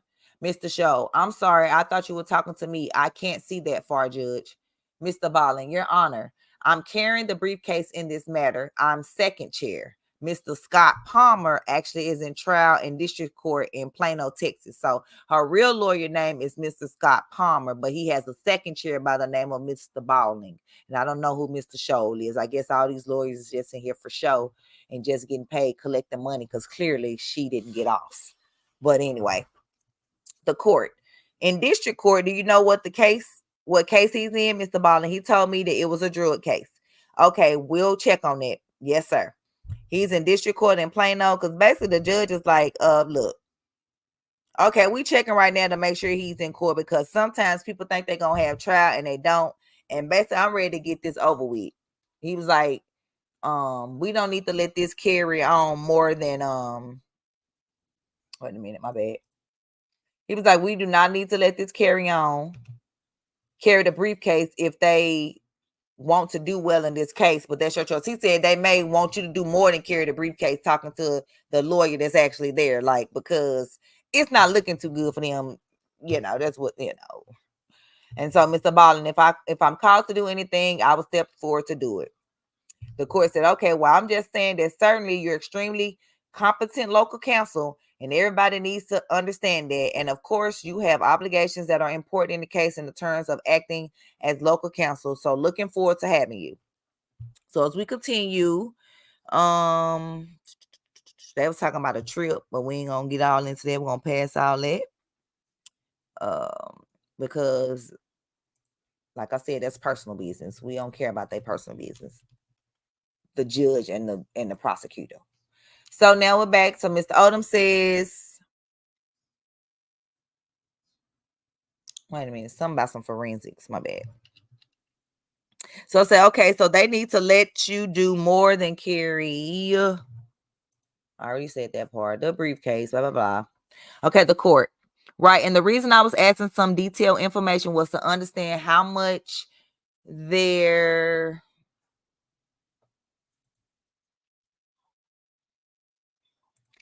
forensics have been involved. Doesn't sound like that much, actually. Mr. Odom says, no, Your Honor, in a normal course of downloading, which is what agents can do on their own, we haven't had any sort of expert extractions or anything like that. The court, okay.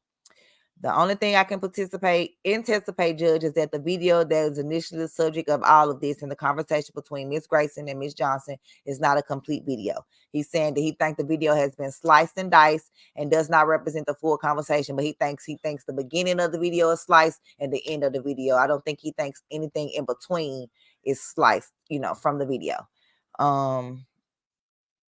So he says the alleged discussion that there was going to be a contract for to have someone eliminated. The court, sure. But this is the Texas video, the in-person conference, or maybe it's not.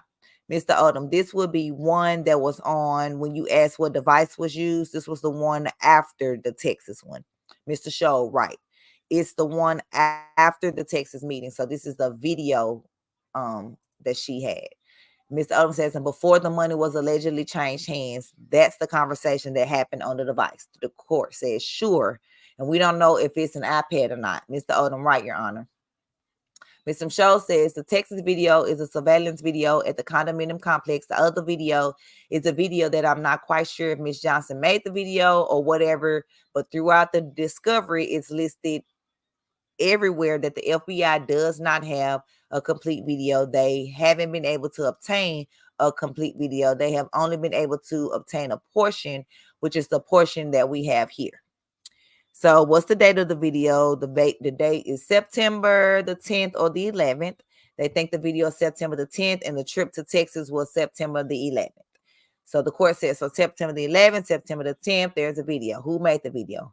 Mr. Odom says the witnesses, Ms. Johnson, Your Honor, and it is a video of her having a conversation, a video conference call with the defendant, Ms. Grayson, and you can see Ms. Grayson on the screen, which that's the damning evidence right there.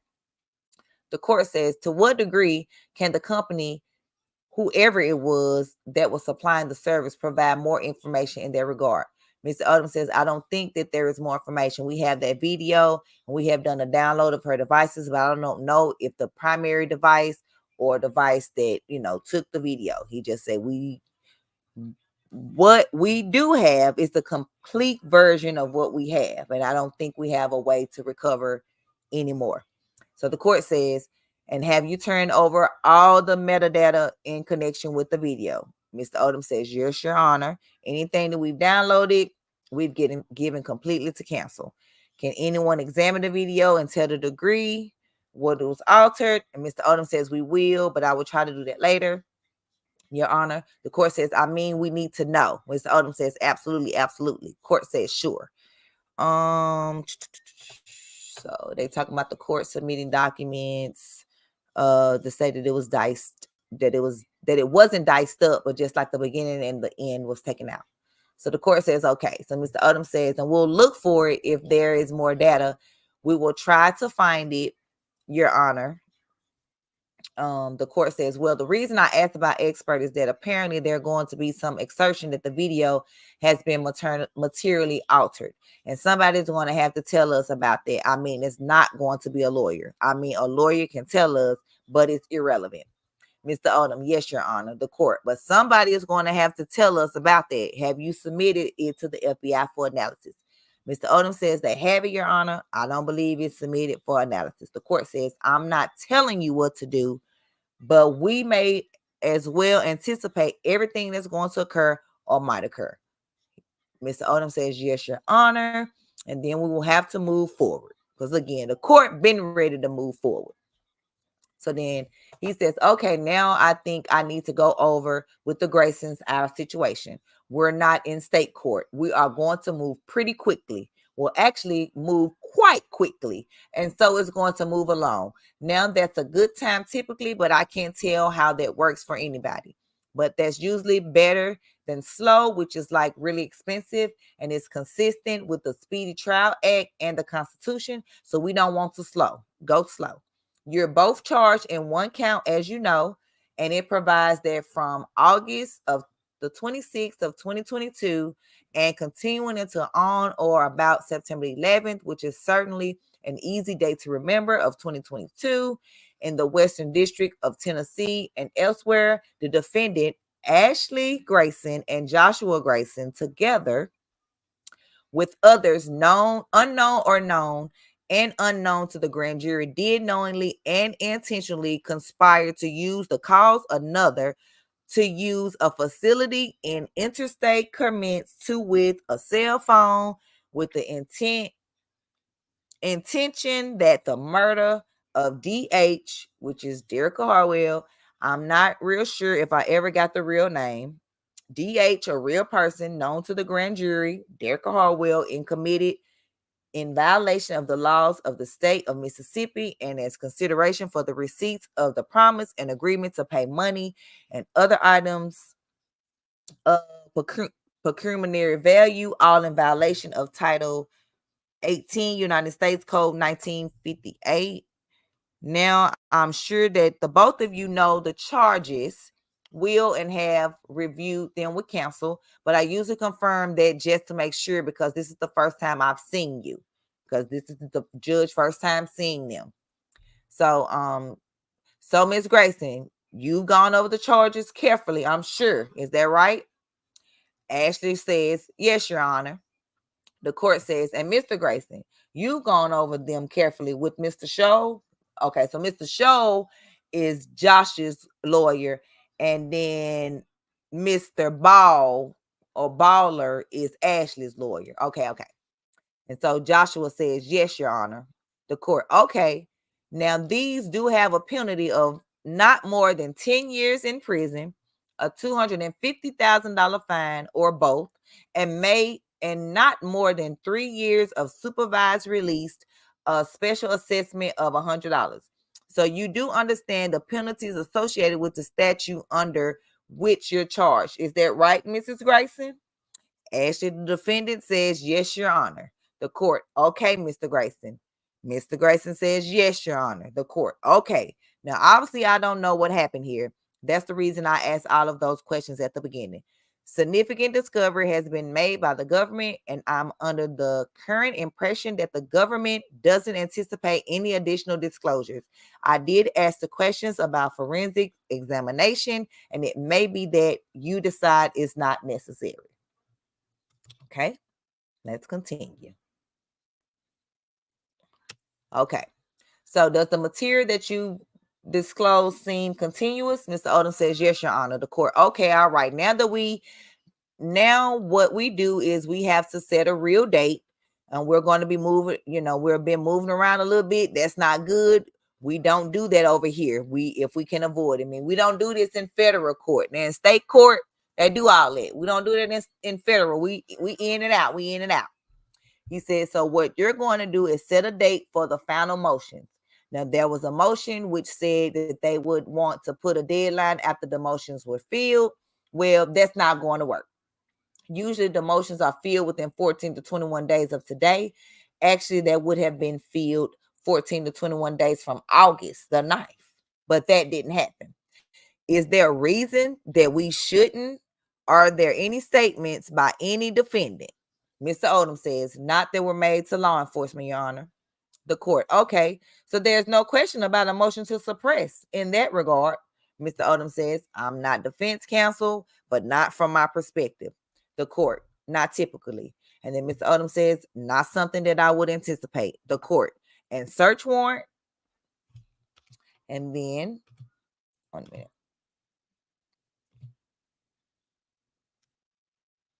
Mr. Odom says there was a search warrant on Mrs. Grayson's cell phone, and I think that there could be a motion to suppress on that, Your Honor. The court, it's a possibility. Mr. Odom says, yes, Your Honor. The court says, okay, so everybody knows what the potential motions are. Not many, but might be one. Doesn't have to be. That's usually 14 days from now, and it could be 21 days from now. That's why I was checking on it. I take it that we found out that Mr. Palmer is actually in trial, so that's good. If he's not, we need to know when he's going to start. So basically, they're going through trying to find out when her lawyer is going to be out of court so they can do this trial. So they said they're going to find out and all that. And then the court says,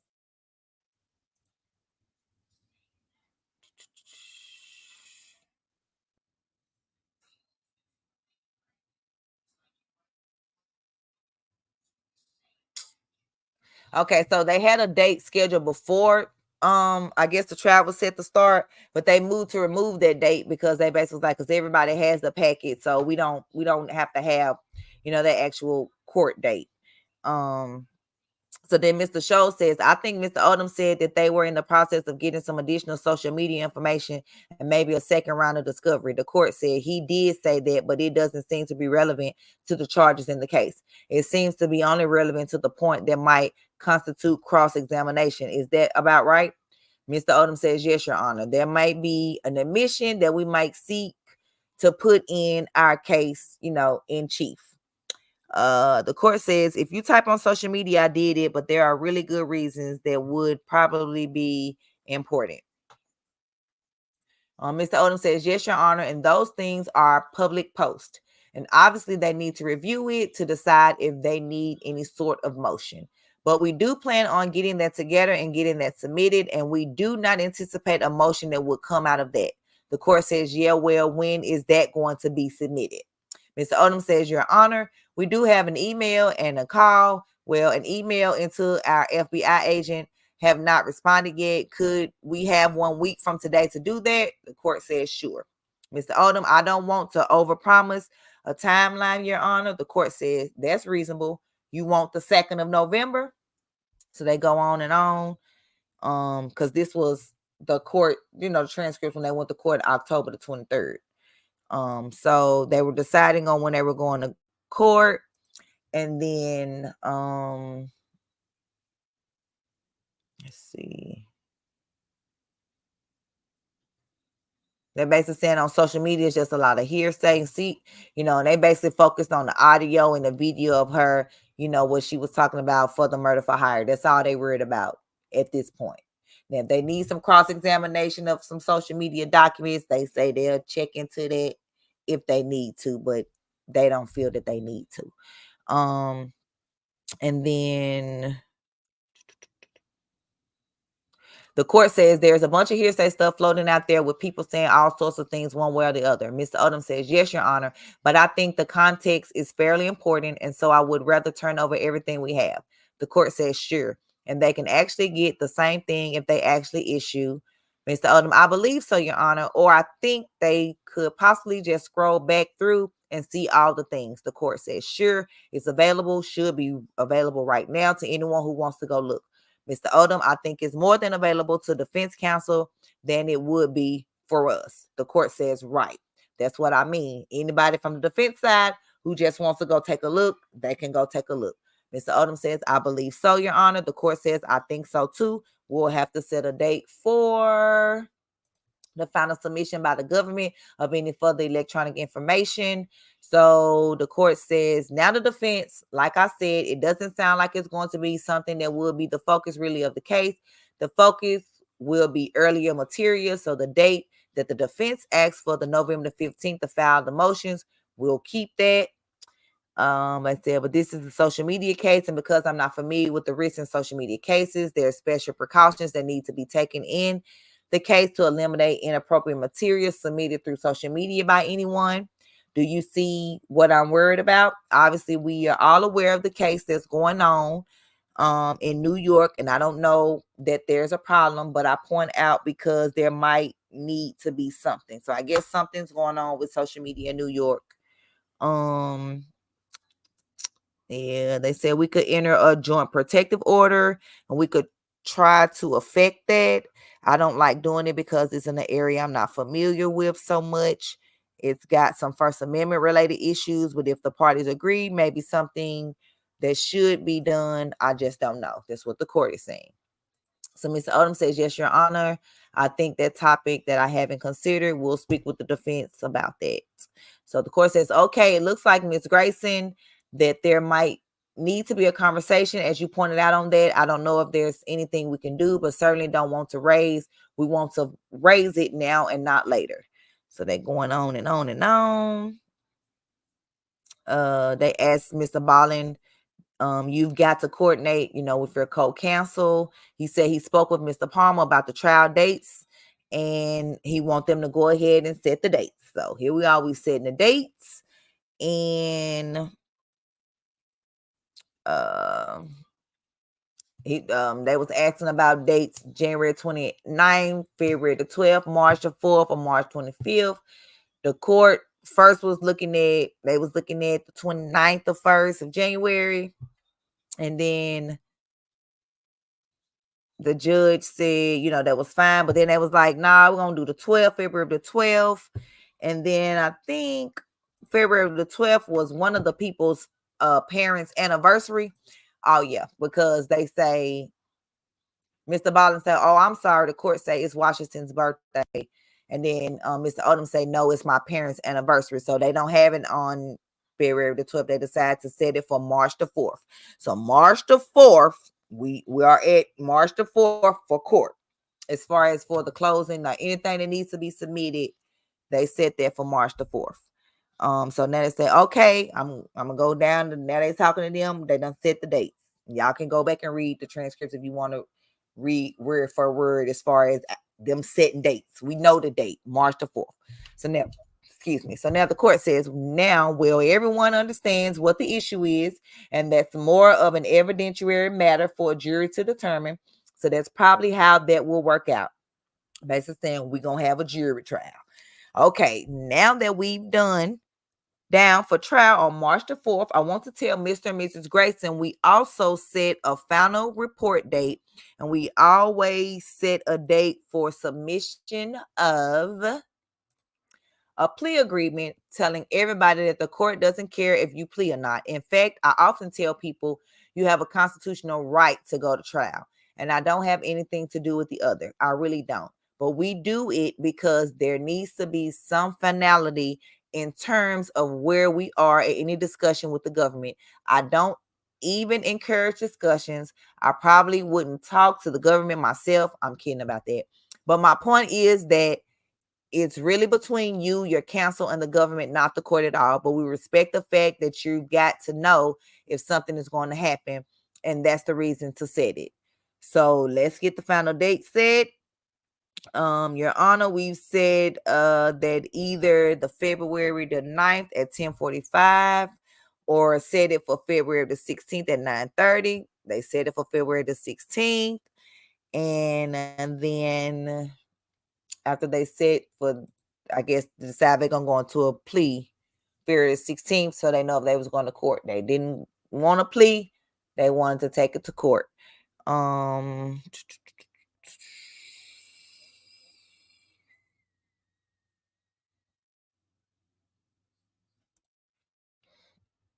Just trying to fill them in on the seriousness of the case. So they asked Mr. Grayson, do you have the package already? You should. She says, yes, Your Honor. They asked Mr. Grayson. He says he does. They said, well, okay, that's important. We just encourage you to look at it carefully and, of course, consult with your counsel. No, like, you know, this is serious. This is not a little stole a piece of bubblegum. This is, you tried to have 3 people unalived. I'm just trying to see if there's anything else significant here. Nope, we're just talking about deadlines as far as that. So that was that. So after that, like I said, the court was adjourned. The court said that's reasonable. You know, let's put this, you know, to rest after Thanksgiving. Bam. So that's the end of that as far as where we are in the indictment transcript. So now let's come up to court. Court has started. We are in court. And hold up. So now court has started. We are in court. And let's see how court's going.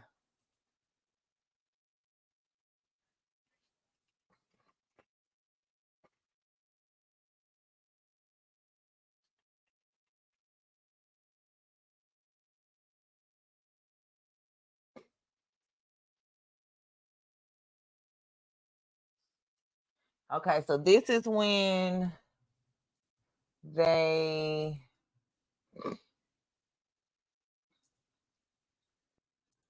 set the trial. Attorney out. Here it is. Sorry, y'all. I've already notified. I got the wrong screen up.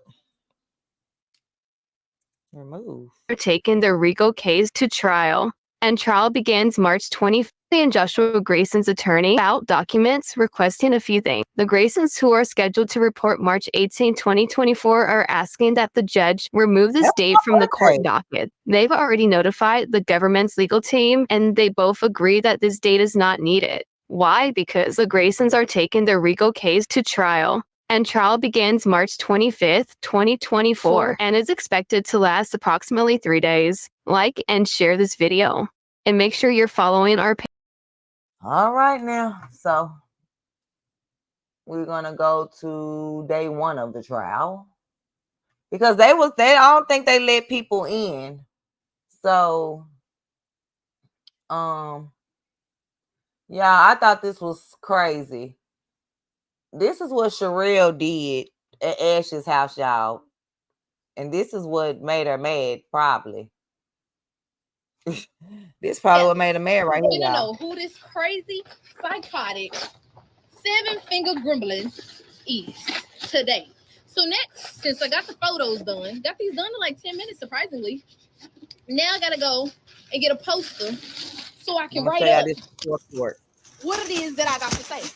You will not play with me and think I'm not gonna retaliate. Bitch, I ain't say nothing to you. I was dealing with my own problems. You can fuck with me. So stay tuned, y'all. The live is on the way. Ashley Grayson's bond can be revoked if she makes contact with any of the victims. Sherelle Hodge posts Facebook messages from Ashley Grayson's fake account. Ashley contacted her on a fake account, y'all.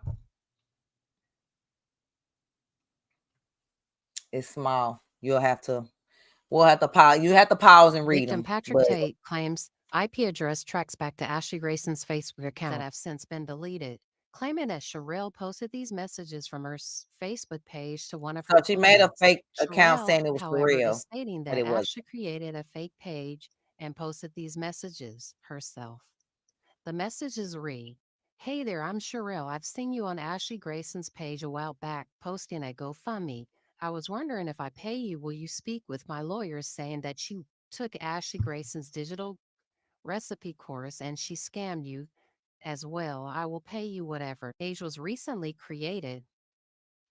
The client sent Ashley the following message. "Hi, Ashley. This lady has tried to offer me to lie for her, and I never ever in life took your course.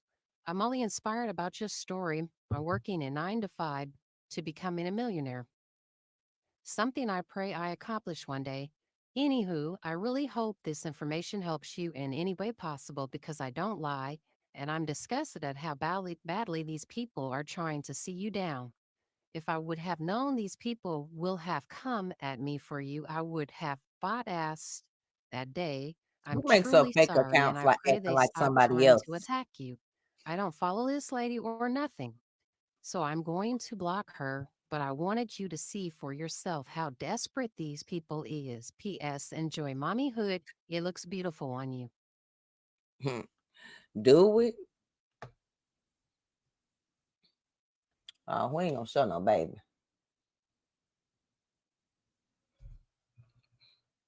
She had the baby, y'all. I wasn't trying to show y'all that. What is this? I'll ask one more thing. Yeah, here you go, y'all. This is what I want to show y'all. This right here, y'all.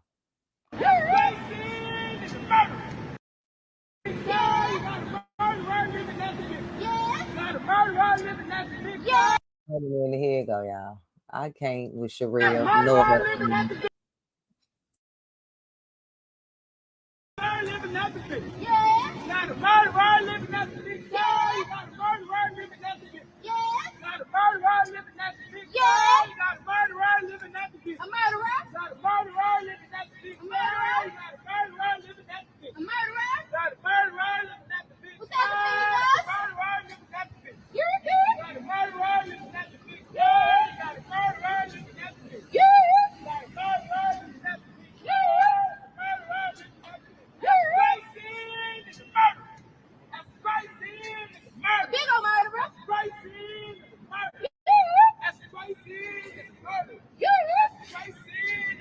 And they called the police on them too, y'all, but the police laughed and let them continue.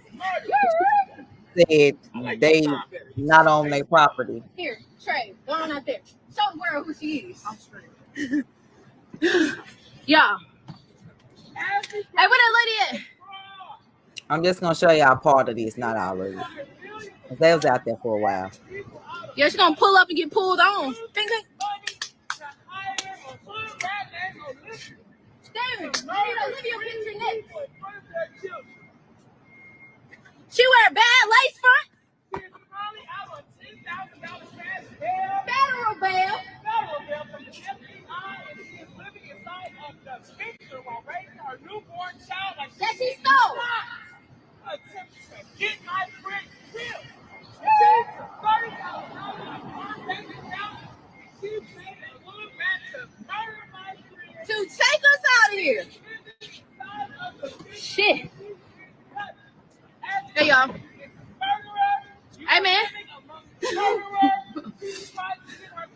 Bro.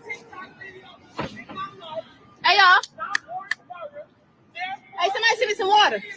Thank you for the gift. Thank you for the. He's so loud. It's getting late. Who is Drippy Don Don? Let's see what Drippy Don Don got to say. Myself. No, she paid the money. She paid the money. She just wasted it. Because she's a dummy. Olivia went to the casino and spent it. Just to go to court. Just to go to jail. That's what she did. Wasted her money. Olivia went to the casino. And then Olivia told her she not murdering her. Take your name off my mama's house or I'm sending these videos and I'm exposing you. And then Ashley called the FBI and said she's trying to extort her. That's how it happened. Yep. And that Ashley Grayson going to jail. Okay, I just want to know what was the manager name. I'm gonna call him back tomorrow because he was so fine. He was cute, wasn't he? I don't even know. I forgot. He said it. I know y'all blowing the phones up because I tried. That booty, I'm telling that booty. It's feeding for it. Trust me. It's feeding for it. You know something? I don't think she. I don't know. They should have put an ankle monitor on her ass though. They should have. Sherelle, do you think she gonna go? Do you think her baby daddy gonna go back to his sugar daddy once she go to jail? If he don't go, yeah. What? If he don't go to jail, yeah. Well, he didn't get found guilty, so. Hello. If y'all ask one more time. Basically, Ashley woke up and really thought that she was finna read somebody. That's what she thought. She woke up and chose violence. Sherelle fucked up. You don't play with So me. now you gonna go and post that shit on your story. You should have put it on your page so we could have ate your ass up. This people's my, everybody in Milwaukee know never to mess with my friends. I'm a bully. You mess with any of my friends and I'm not gonna leave you alone. Ashley don't know about that. She woke up and chose to sit there and post about my friend on her page and thought nothing was gonna happen. Make a fake page. I had time today. Like, stop playing with me. Who is Ashley Grayson? Ashley Grayson is who is trying to kill Sherelle. Well, put money, gave somebody else money to kill Sherelle. But every day, I'm not leaving her alone. Like, you're not gonna sit over here, no. And I can't wait till she go to jail because then it's her mama. Her mama's And just let y'all know, Real and this guy not even friends no more.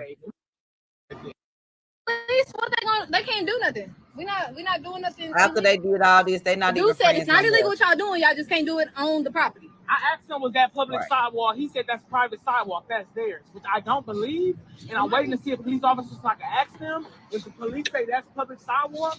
They told them they could do it on this side of the street, not over there. But she's gonna flag this police officer down. Dragging down the police show. Oh, they called the police on us, bitch. Look at him, he's scared. They called the police on us. Let's go. I gotta go, y'all. No, look at him scared. How you talk to I don't do with the police. That's good. But obviously, like I said, they didn't make them leave.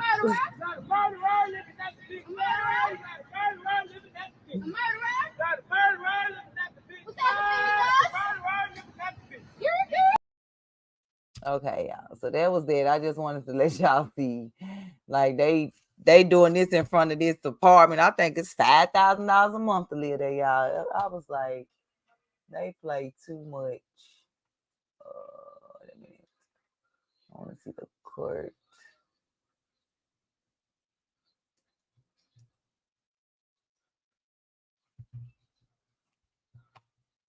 Okay, y'all. Wait a minute.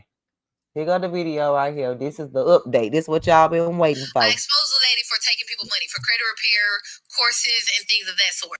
Yes, the video went viral. It got like a brief synopsis. So about a year and a half ago, I exposed the lady for taking people money for credit repair, courses, and things of that sort. Yes, the video went viral. It got like 2 million views overnight, and I was sent a cease and desist letter, and then I was later sued for over a quarter up to $1 million for torturous interference of a business. Now, in that same breath, I did not allow that to silence me. I kept going. I kept gathering information. A group was formed. People was putting their opinions, reviews, and things of that sort.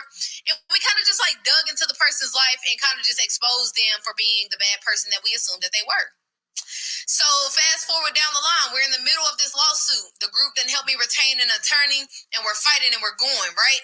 There is notification made, connection, whatever. The FBI reached out and was like, hey, We're making you aware that there's a threat on your life. Basically, keep your head on a swivel. We're watching, but, you know, we can't be everywhere all the time type shit. So, not only did she put a bag, $20,000 on my head, she put $20,000 on another influencer's head, which is Harwell, and then she put $60,000 on an ex-boyfriend, allegedly because there was something in his phone that she did not want released. I'm not 100% sure. Okay, boom. The FBI get involved. We do our interviews, and they're basically investigating. Here we are, 9 months down the line, trial has officially started. So if you're a little bit confused, I hope this kind of brought you up to speed. I hope it brought you up to speed. Hold up.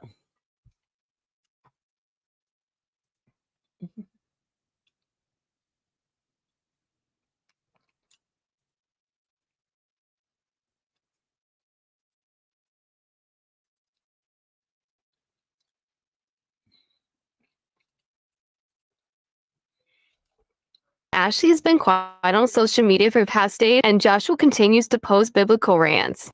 Victims Sherelle and Patrick flew into Memphis for trial. If you live here in Memphis, you gonna come to the trial, that's cool. You grown, you do what you want to do. You can completely ignore what I'm saying. People like, y'all ain't even really understanding and taking into account that these real people lives. Like, these are lives, bro. I don't want to be the first person to put news out and get views and get that. Like, how y'all rushing to tell something and we are literally being instructed not to talk? Y'all be trying to be so quick to come out here and make a statement, likes and 200 comments of, oh my God. And what, you potentially just blew the fucking case. Come on, bro. Y'all got to think, bro. I know you are ready and waiting for court updates. No, things are officially underway, and it's insane. He saw her smiling at me. Then he cut his eyes at me. I smiled at both of them and gave them a yeah, I'm here smirk. U.S. attorneys literally told us in trial, they could literally say, Your Honor, as of 15 minutes ago, this was posted. We want to give updates, but you gotta let stuff play out and let stuff happen. You can't wait 3 days, bro. Like, you, come on, man. Like, y'all gotta chill, bro. They ain't gonna say who all in the courtroom, but people, we hearing shit about ourselves we ain't never even heard before. We, like, what? We are actively here. We got P Tate in the building. We got KP. Got OK. I don't know whatever false narrative running around here outside right now.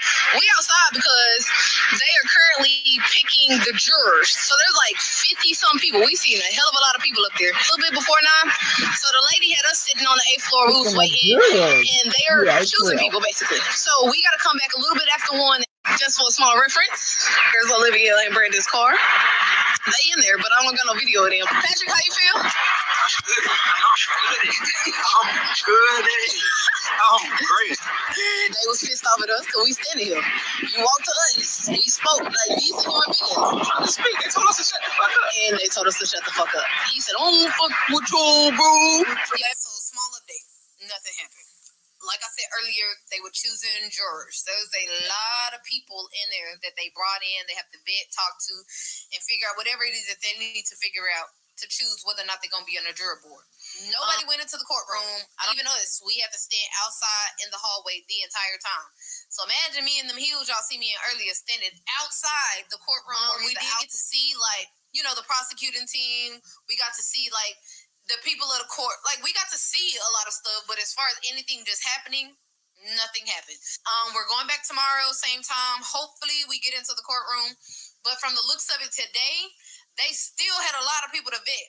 And according to what I know, like, a lot of people still got to go back in. Whatever that process is, we ain't nowhere near to getting in the courtroom where I could get some valid information or something to at least ease y'all mind. Than a motherfucker. I don't got no beef with, like, nobody or whatever. Like, granted, you told my life upside down. You made me very, like, aware of my surroundings or whatever. Sitting in a courthouse, and, you know, 2 people walk out, and me, I'm just speaking, y'all. I'm speaking to everybody because at that point, why not? I'm speaking, and this motherfucker was like, hey, and balled her motherfucking hand up. Yo, you ain't know who the fuck I was. You know what I'm saying? Lanky. And so, you're walking, he, you know, he cheesing like Chester the Cheesecake. The sassy pants started smiling and did not stop. All I hear is, and then one of the people looked back and was like, that's her? And then somebody said something to somebody else, and then they disappeared. They came back up, and they walked back in, and I spoke again. I'm just like, hey, y'all. They didn't say anything. They kept going. And so one of the jurors was sitting there or whatever, and the guy said something, and I guess the juror had to move. Like, we wasn't talking to the juror. We wasn't talking about anything. We were simply just, being me. It happened. We, Pat, and my girl KP, we standing there and we talking. Hitman 1 and Hitman 2 car right here. And so I did not expect them to fucking walk up, y'all. So when I see them crossing the street, mind you, this is a public thing. We could be here, whatever the case is. I'm like, I don't have my back to nobody, because ain't nobody gonna see me. So I turn around and I'm like, hey, girl. And she cheesing, y'all. She don't show no teeth, but she's like, and then him and two walk around. I'm like, what up, B? And he talking about, I don't fuck with you. And I'm like, damn. Oh, wow. Of course they told us to shut the fuck up and shit. And I'm like, damn, we gotta shut the fuck up. But we ain't even the ones in the wrong gear. Like, funny shit was definitely happening today. I've had people do worse things to me, and I still speak to them. But whatever, y'all. That's one of the funniest things that happened today. Anything that's not on Pacer probably is not supposed to be released. So I in no way want to impede upon the case or, cause any damage or possibly just say anything that I'm not supposed to release that they didn't release. So for those of y'all who don't have access to Pacer or you don't have access to that group, which I'm not promoting by far, they still talking about me in that group, but they blocked me out of the group. What else? Like I said earlier, nothing really happened today out here. This is why I'm in Memphis. This is why P. Tate is in Memphis. Murder for hire, Rico case. Y'all know Rico is the ultimate thing. This is day 2 of trial with AG and Sassy Pants. I know yesterday they was still picking jurors, so they're going to be picking jurors this morning, and we're going to go up there and see what the heck going on, because they need to get this underway. See y'all when I get to the courthouse. All right, y'all, so court update number 2. So we walked in. We actually got to go in today. They picked the last juror, and they swore me in. They gone to lunch. We had lunch. And they asked the judge. So basically, y'all got y'all witnesses, y'all got your open statements, y'all got all of this ready to go. The state is locked, loaded, and secure. And guess what? They got 2 witnesses. I ain't even gonna call them witnesses. I already know for a fact that's gonna set this shit off. Got P. Tate over there eating a sandwich. Yeah. And we walk right past the witnesses again. I ain't gonna even say their name because I ain't trying to intimidate nobody. Or y'all know how they like to get real sensitive. All right, y'all. So officially after lunch, what we got? 30 minutes? We going back in and tell y'all something. All right, we going. That Sassy Pants, what's his name? Cosmo or Wanda? Cosmo is funny than a bitch. Let me show them how he got up and tried to intimidate us. Got his papers. He said, little mouth nigga, ain't nobody scared. And I've never in my life seen a defendant write as much as this motherfucker. Literally the entire time. That man was writing like motherfucker. But I can't tell y'all. The girl is Wanda is pregnant, very much pregnant. She made us take a 5-minute break or whatever. Every time she get up to go to the bathroom or whatever she do, she makes sure she grab that dress. So the jury, I'm pregnant. Taking that belly out of there. Like, okay, so I'm fresh from the courthouse, but let me say this.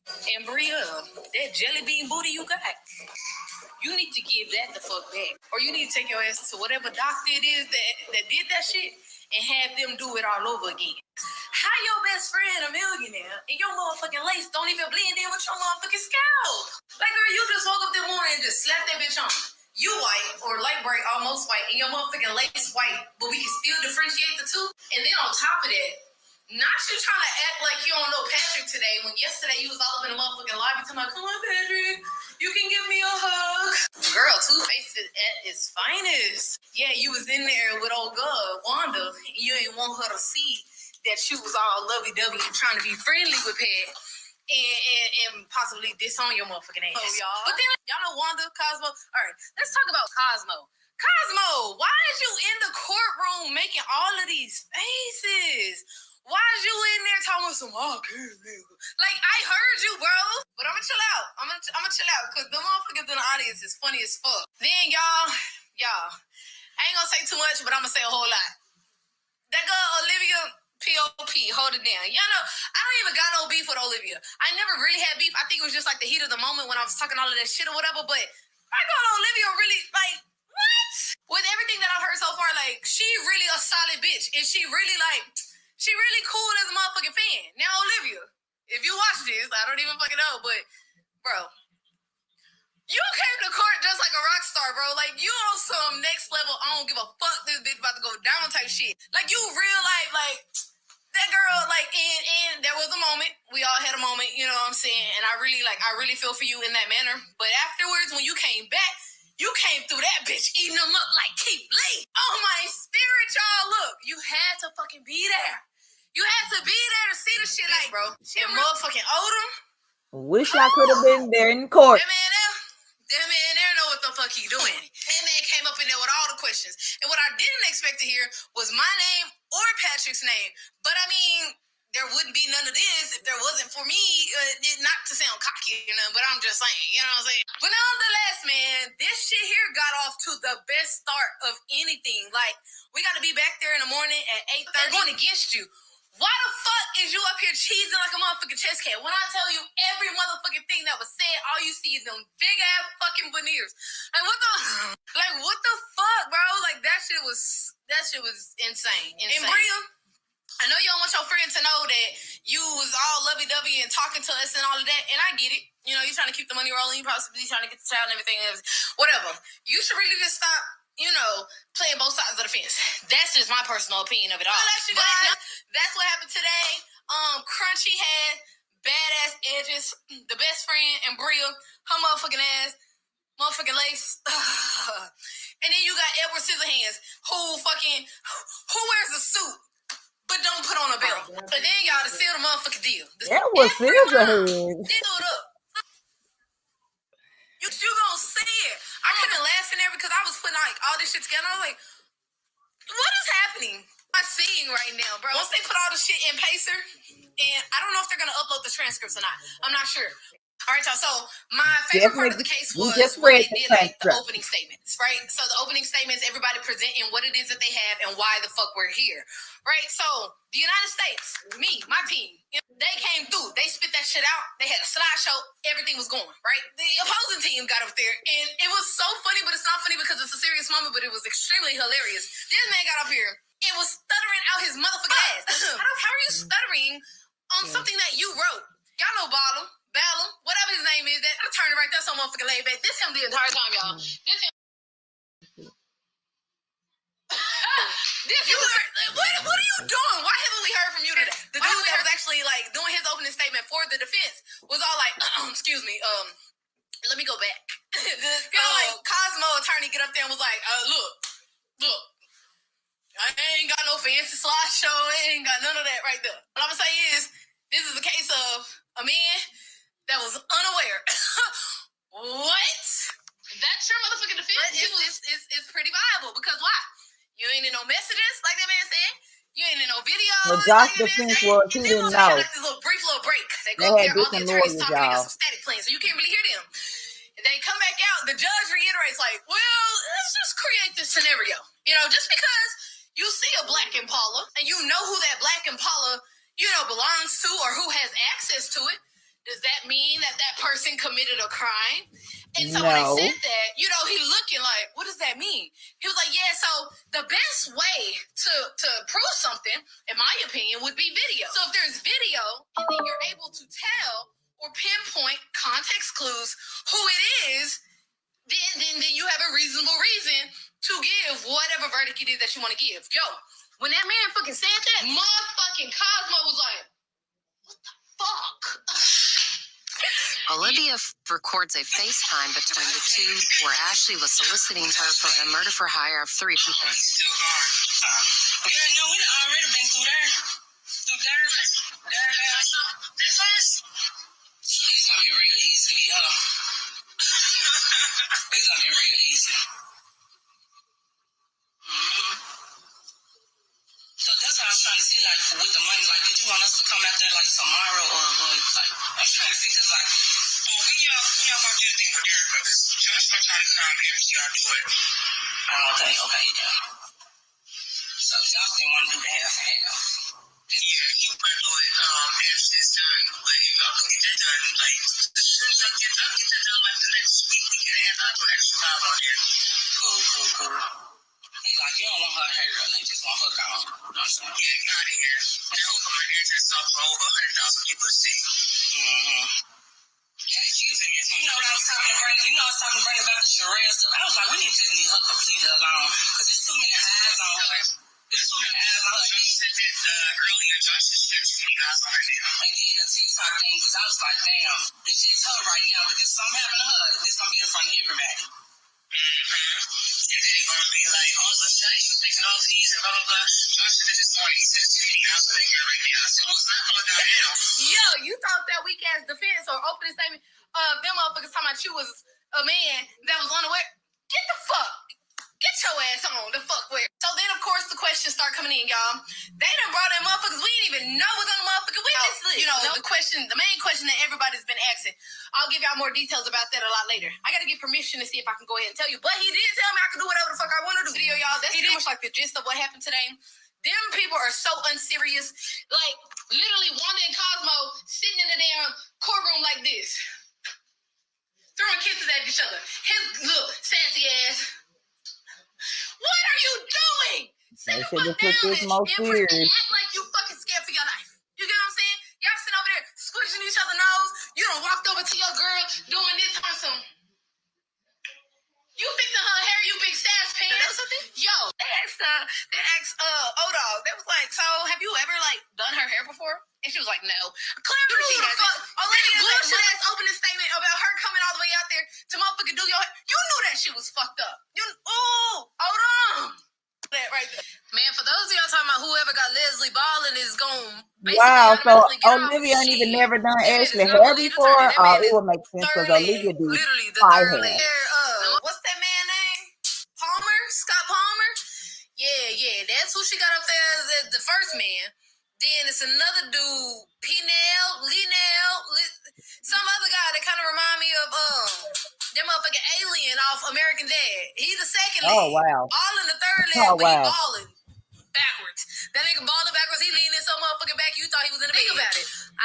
If Ballin was gonna get her off, he would have got the plea, right? If Ballin was gonna get her off, that weak ass opening statement wouldn't have been. Ain't no Ballin is literally balling. Ballin got a pocket full of money.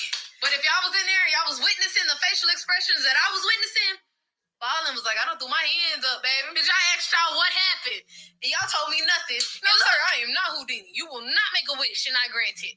Next. But y'all, when I tell y'all the defense has got to be the stupidest motherfuckers to walk this planet, why the fuck is you on the motherfucking stand questioning the witness on the stand talk about do you know how to use FaceTime? Why won't you get to the meet and gravy? You so worried about this motherfucking video with this goddamn house that you can't even see past it. You trying to paint the picture that this motherfucker is so generous and nice that there's no way she could do this after the jury done sat there for 2.5 hours and watched them listen to this woman with the complete video talking about how she wanted everybody to take it. Oh my God. Olivia. That motherfucker there, she is funny than a bitch. She ain't letting them play with her. She ain't letting them crisscross applesauce. None of that shit. When Olivia came up in there, you ain't asked me about that. You asked me about this. So if you want to talk about this, you got to let me know so I know what to respond to. She dogging their ass up there. First things first, y'all. We cannot take the defense's attorneys serious. Your clients are being charged with Rico, murder for hire, and you up here defending them. Murder for hire. Your client was a decent human being when she bought the co-conspirators' mom's a house. But let me further explain.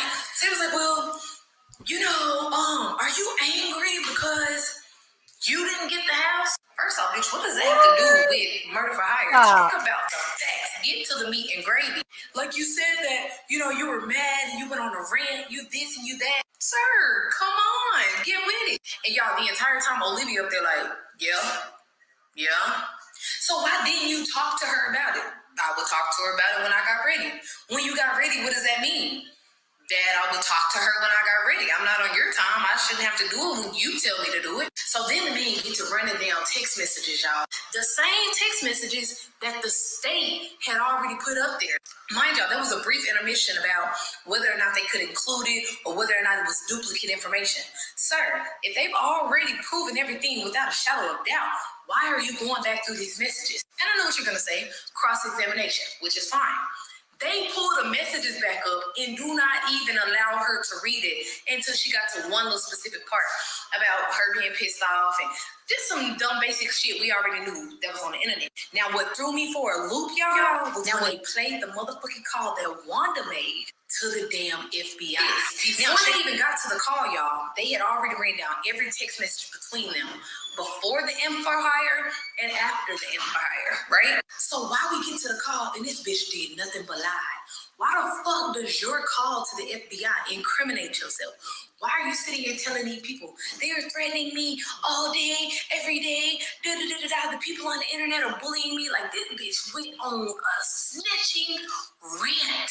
This bitch started talking about how motherfuckers had toolies in the house, how motherfuckers was on probation, all types of weird ass shit. Like, bitch, you a multimillionaire. You putting hits on people. Now you out here calling to the FBI talking about extortion. And why was extortion the biggest part of their case? Why? Why are y'all talking about extortion?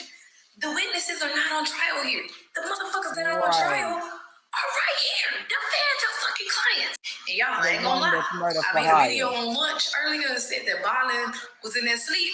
Then we came back from lunch and Ballin set the fuck up. He said, oh no, y'all will not play with my name. He ain't do much of nothing, but that nigga set the fuck up. Oh, this is Olivia and Brandon. Olivia, man, the funniest niggas at the court, man. We gonna toast this to the blackest one over there. That's looking at me crazy. What you saying? So, looking at me crazy. And then the attorneys talk about some. Let the record know that he's talking about Mr. Grayson right here. Josh? Boy, Cosmo. I'm a fault. Cosmo on one. Cosmo, he don't know how to lick his lips, bro. He sitting in court. Attorney is talking. He go to lick his lips. He be like.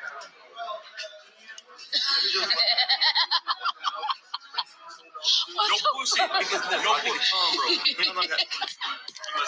They tell because instead of us leaving the bar that we was at and coming directly to the hotel, we ended up walking across the breezeway to another bar. But I need to give y'all an update. You know, they finished the initial witness, which was O-Dog. They finished her up, asked her questions, showed slideshows and PowerPoints that would coincide with what it was that they were asking her as far as when it came to, like, how did you come in contact with her? How did you promote her? How did she reach out to you? She bought your mama a house.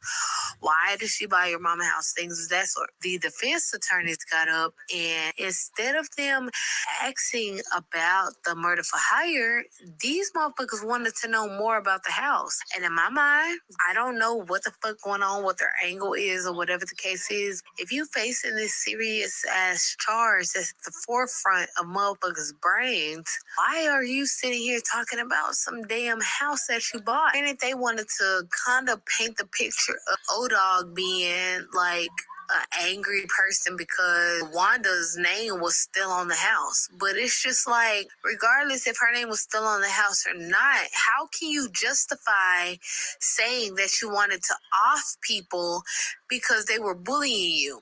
What really sealed the deal for me, y'all, was these two things. They called the witness up, and the witness got up on the stand and was just like reading what evidence it was that they had, which was calling Wanda a hoe.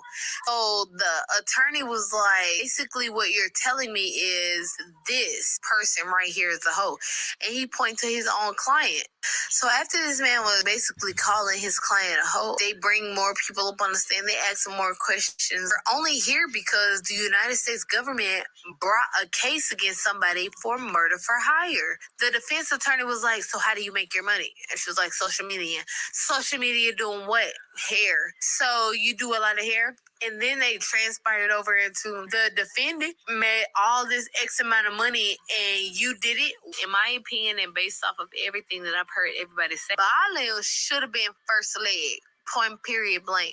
Ain't no way you put these people out here who do not understand the magnitude of the case, because you should come with harder questions than where were you last Friday at 3 o'clock? That doesn't matter, you know?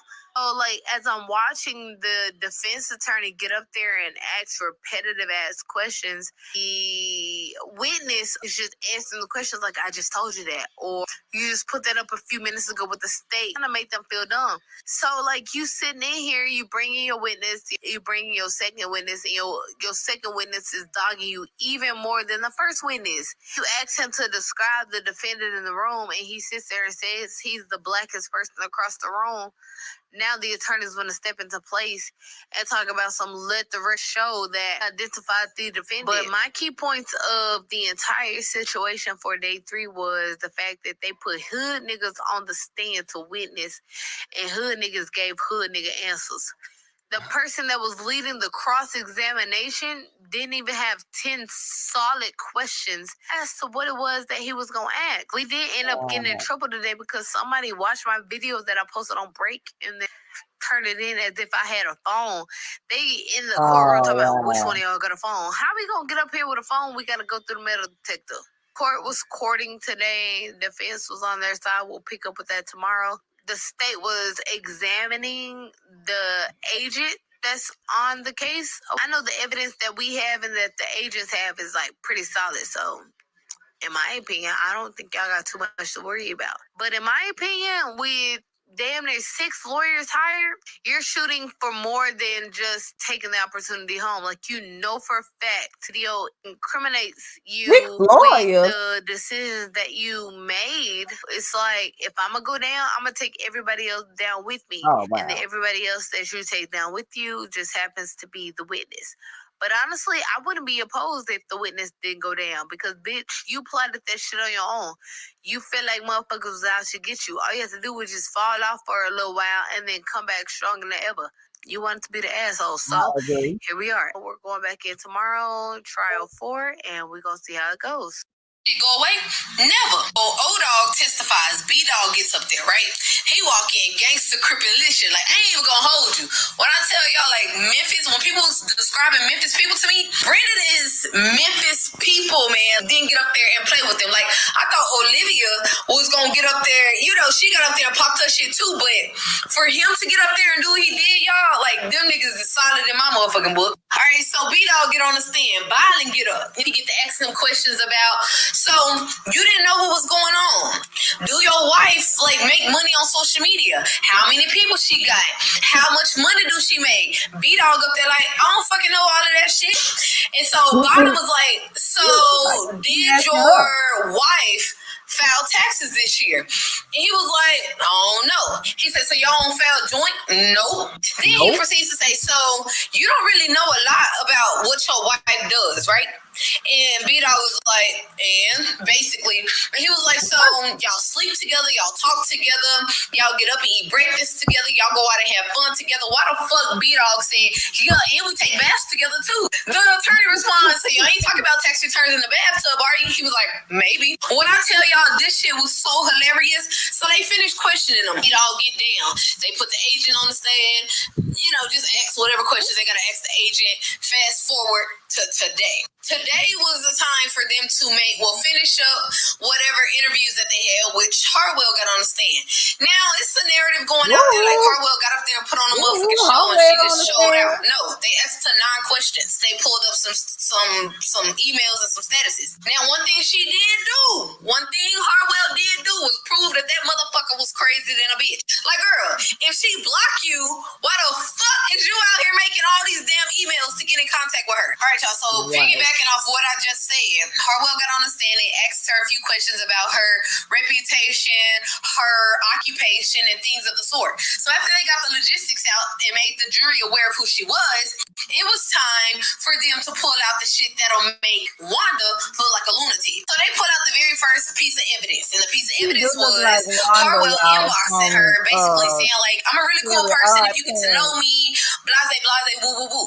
She come back and respond and was just like, yeah, but I know the industry can be messy and shit like that. I think you're cool. I'm excited to see another black woman breaking generational curses. And that was pretty much where it went off. So according to Harwell, some shit was just like not feeling great. I'm just going to assume, allegedly. Things just, you know how people get that feeling like I'm just gonna cut you off type shit, right? So out of nowhere, she blocked her. And then it stays so messy because at the bottom of the screenshot, they say, you blocked Wanda. So after Wanda realized she was blocked, she texted Harwell's phone and started just saying some crazy ass shit. Talking about, bitch, you don't gotta be messy, da-da-da-da-da-da-da, right? Of course, Harwell respond back, girl, fuck you, right off the rip. Everybody has a life outside of social media, so hey, pop your shit, sis. I mean, we not sisters or nothing, but yeah. She going on. She blocked her. She's like, you're blocked from this number too. Why the fuck did Wanda go and email the lady? In her email, right? Nasty. I can't even remember verbatim because it was so long. Like, y'all know she loved writing dissertations when she get ready to talk to somebody. She was so long, but then Harwell responded. I kind of remember this one because it was funny than a bitch. Of course, girl, fuck you. Go ahead and jump off the bridge like you've been wanting to do. Go ahead and off yourself like you've been wanting to do. She was like, it's so sad you don't have any real friends. Everybody around you, your friend, your sister, your husband, all of them being bought, this other ass shit. Wanda respond back talking about some, well, you're the one who told me that your husband had cheated on you and had a baby, and the baby is the same age. Like, she was going hard. And so Harwell responded, was like, bitch, my husband ain't have no baby on me. We was broken up. We wasn't even together. You know what I'm saying? So how he gonna cheat? How he gonna cheat on me? And you don't know shit about my bonus baby. And she was like, look, I'm blocking you, and you could go back to the grave you came from. But it was way more classy, way more formal. But she did use her select choice of words. And I mean, that part alone, if that girl was talking about that, she ate down in them responses. She didn't eat down on the stand. They didn't even question her to a point where I really felt like she would have just given it her all. Like the image everybody been talking about, which is understandable. The state rests. They passed the witness to Wanda and Cosmo's team. What's the first thing they say? No questions. No questions. This is the time. Wait, we are at the end. This is the time you guys need to be asking all the questions that you motherfucking can. And I was talking shit about Ballin. I went outside and made the little post at lunch. It was like Ballin was in there asleep. When I came back in, Ballin set the fuck up. But I mean, he still ain't do much. The nigga was third leg. He ain't do shit at all. All right, so boom. Harwell get off the stand. Now it's time for them to like basically get the instructions to the jury about what's about to happen next. So afterwards, we take a little break. Old girl went downstairs to let y'all know Harwell in there eating them up. He wasn't in there eating them up. She was doing what the fuck she was doing. But she did come up in that bitch stepping up. Oh, and one question they asked Harwell though.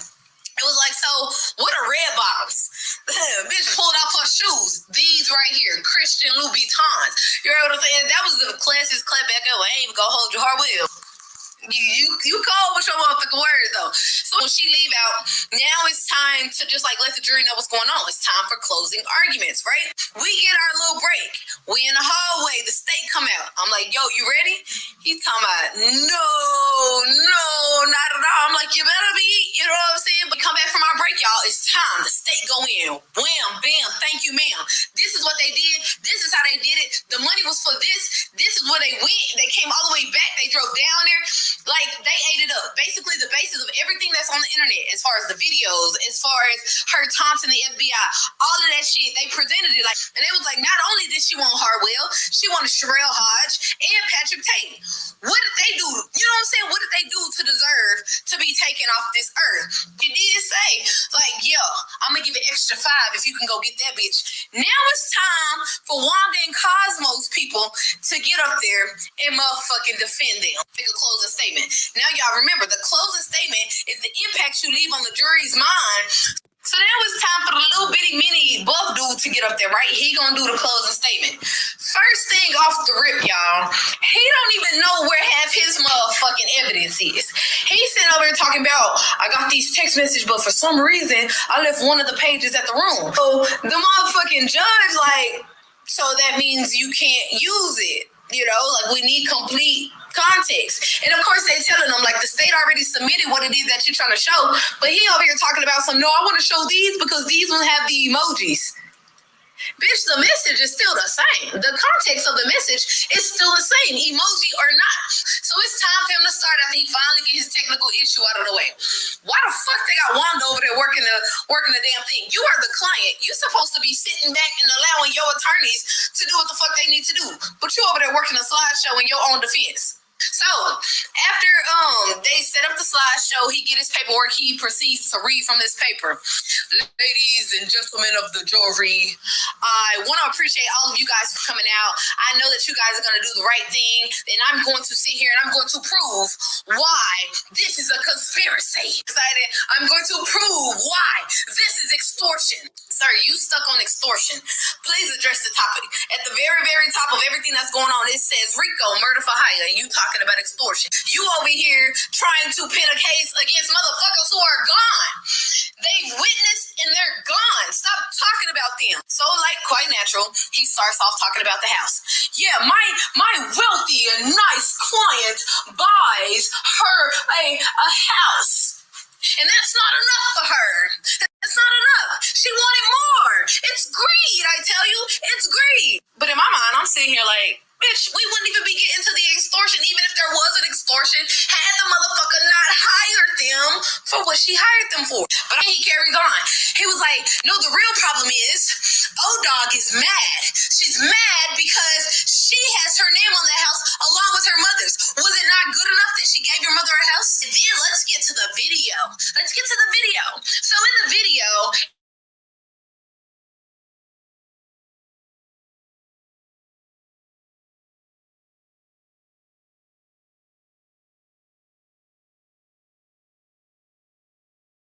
O-Dog and them drove all the way to Dallas to go pick up 10 bands and drove back. On the way back, O-Dog texted her and said, I feel like it's extremely funny that you feel like you got away with talking to me like that. And then that's when Wanda hit her with the, well, if you guys needed money, all you have to do was ask me for it. I help my friends with money. I don't fall out with bitches behind money. Da-da-da-da-da-da. But he trying to take that message she sent after they got the money and put it in front of the fact that that's why they was coming to Dallas and they got into it. Come back. Broke down the video. He tried to say that the video on there was his client just venting. He tried to incorporate the FBI call where the girl called on herself.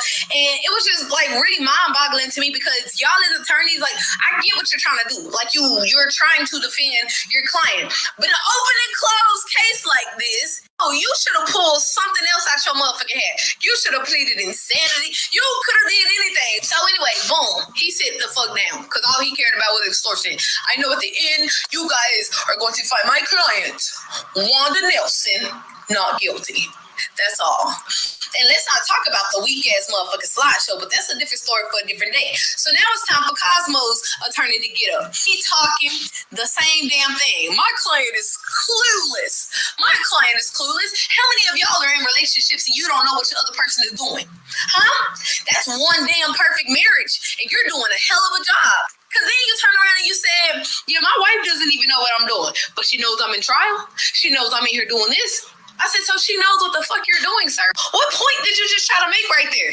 And then he proceeds to say, if my wife hits me right now and she says, babe, we're going to dinner Friday, I'm not going to know who we're going with.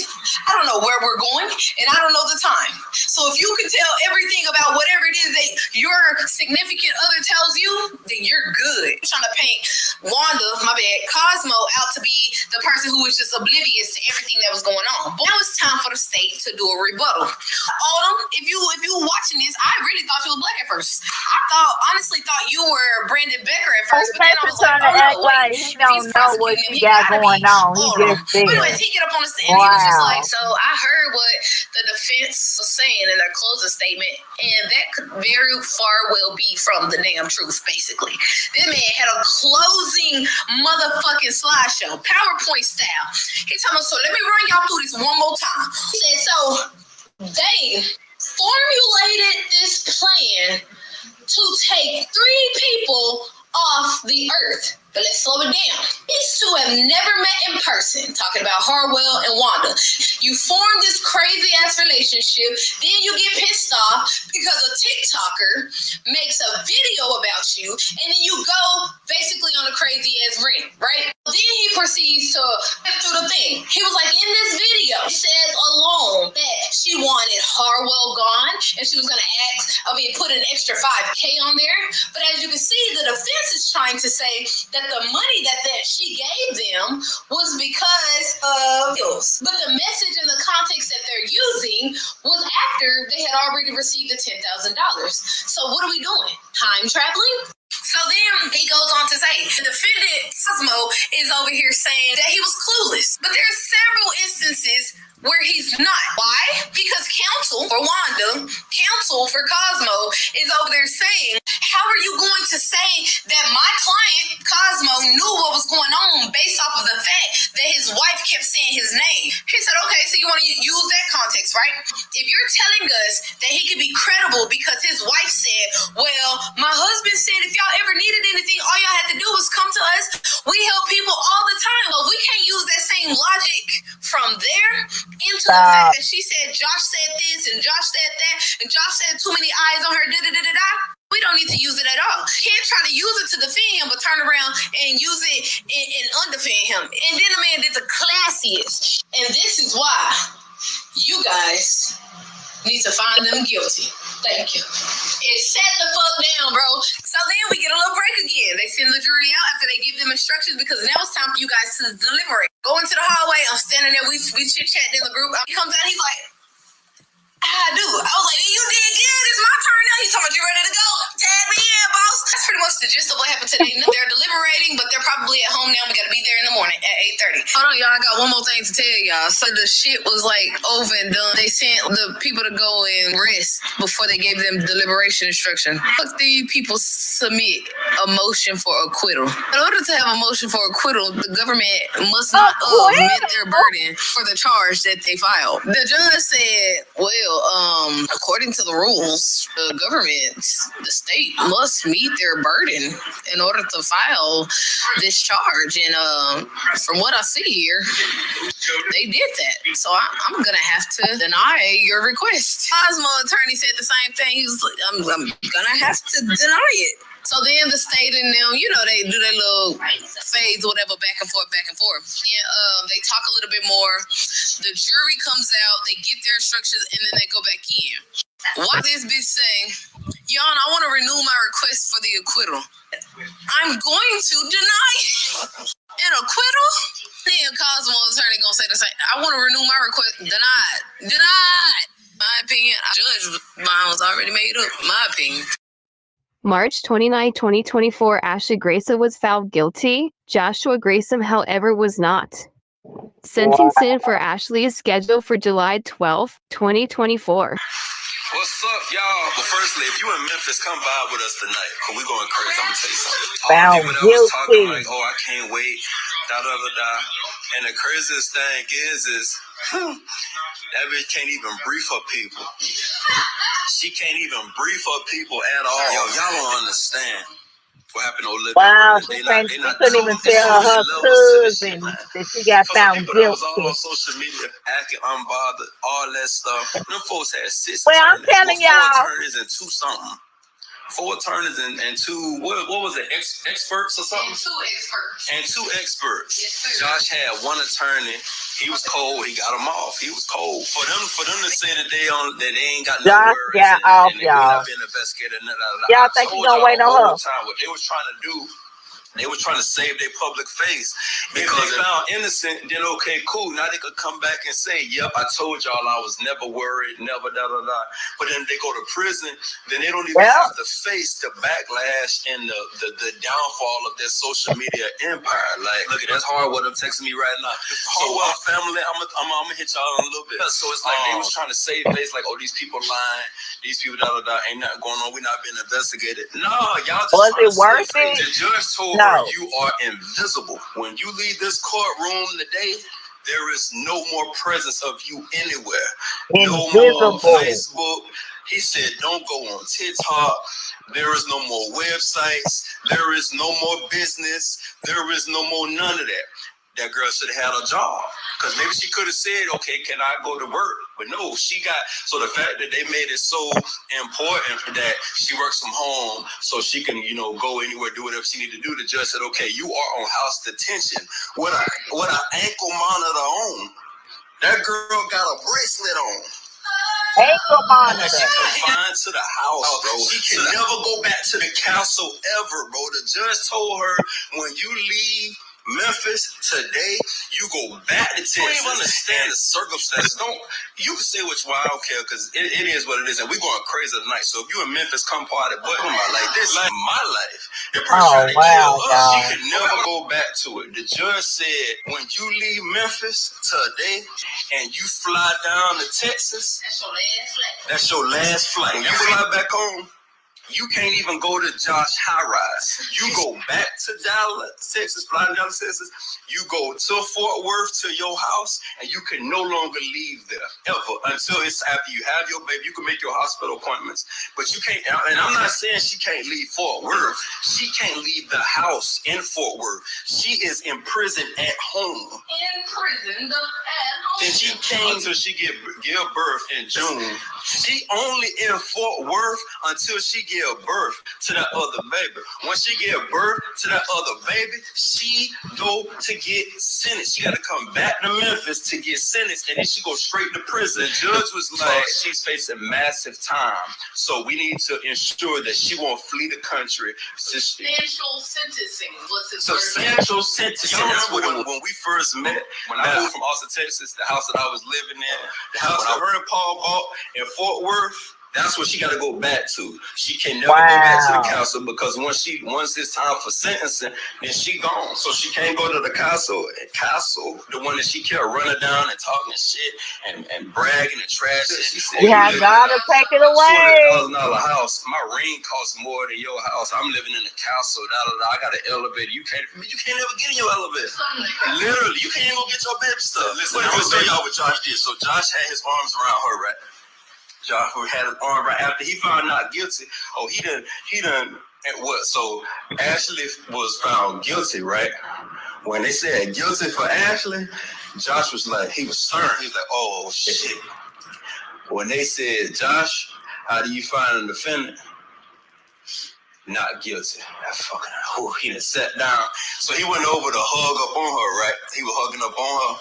I'm gonna scoop back, let me show you. He was hugging up on her, rubbing the tummy. He was rubbing the tummy. He sitting over there rubbing her tummy and stuff, trying to console her, had his arm around her. She would not turn her face back so we could see how her face looked. Whole time, and Bria was in there crying. Well, she was forcing the tears out with her bloated ass face. And Bria's face was over there just... What? Wow. They ain't had no support in there, no family. It was only Ambria and I think it was Josh's family. They no support. Wow. They ain't had nobody there to take up for them to support them, to be in their corner, to show that they got support. All them fake cousins, nobody showed up to court. When they was trying to figure out the arrangements of if she was gonna go to prison, or be reprimanded immediately, or get sent home for like house arrest until sentencing. She was talking about a bunch of technical stuff, talking about the monitor and make sure the county can like monitor where she at. And she turned to Josh and she was like, well, Your Honor, with Mr. Grayson, since he has a couple different brick and mortar businesses, he has stuff here, I don't know how we can monitor him. And the judge was like, well, he's free. He could go wherever he wants. Like, he's not guilty. Josh's lawyer was behind him back here, right?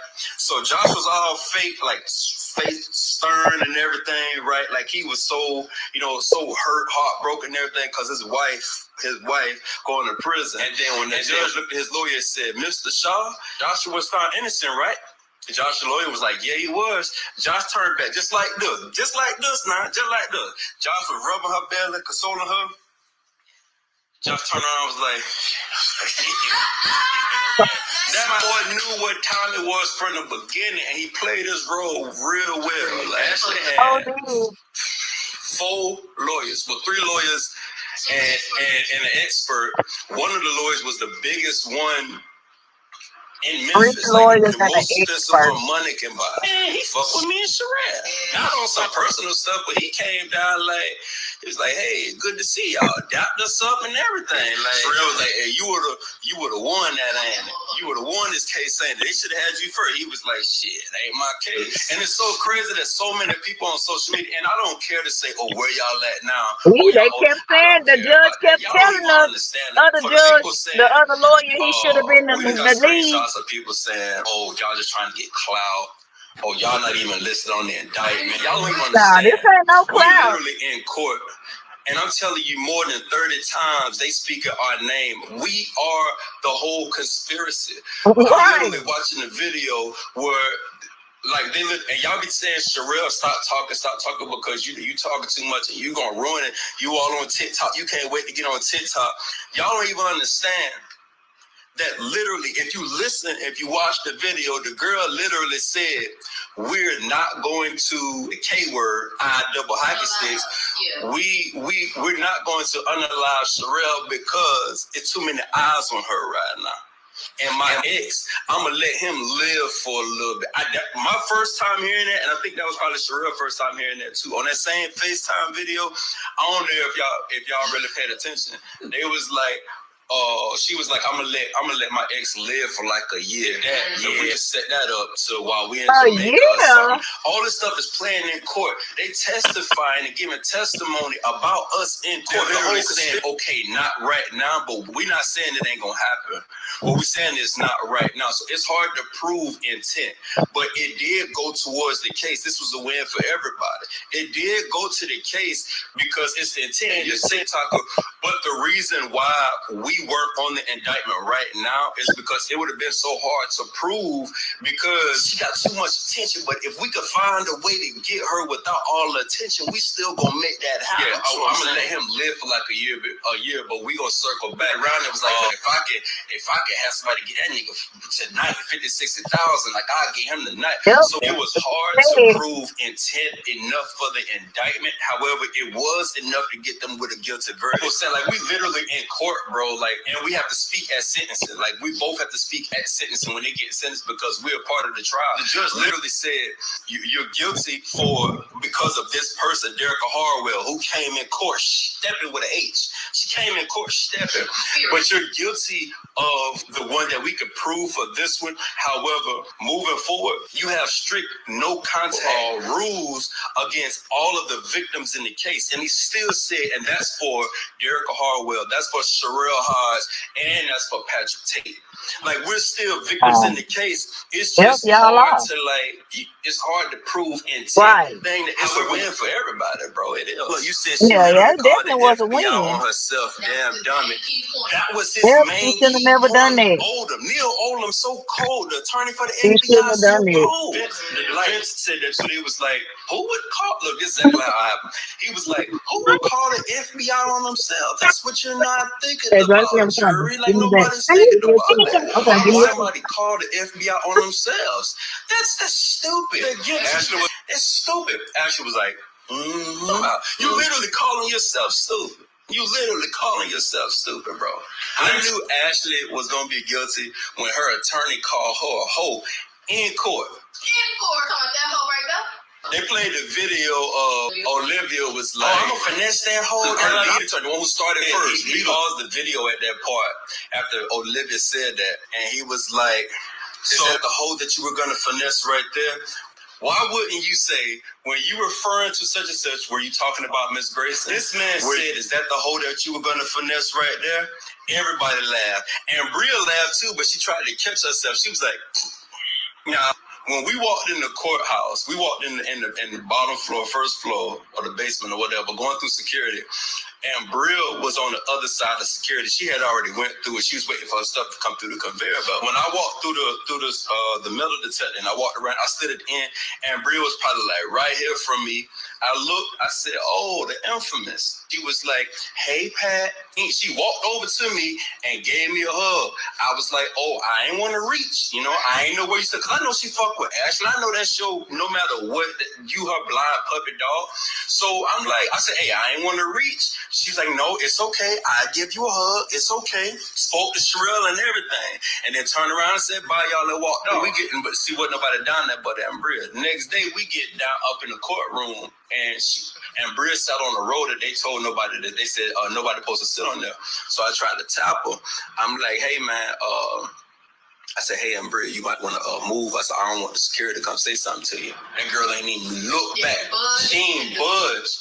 I was like, hey yo, I tap her guy, I said, hey yo, and Bria, I don't want you to give. She ain't even. It's like she ain't even hear me. I'm lying. No.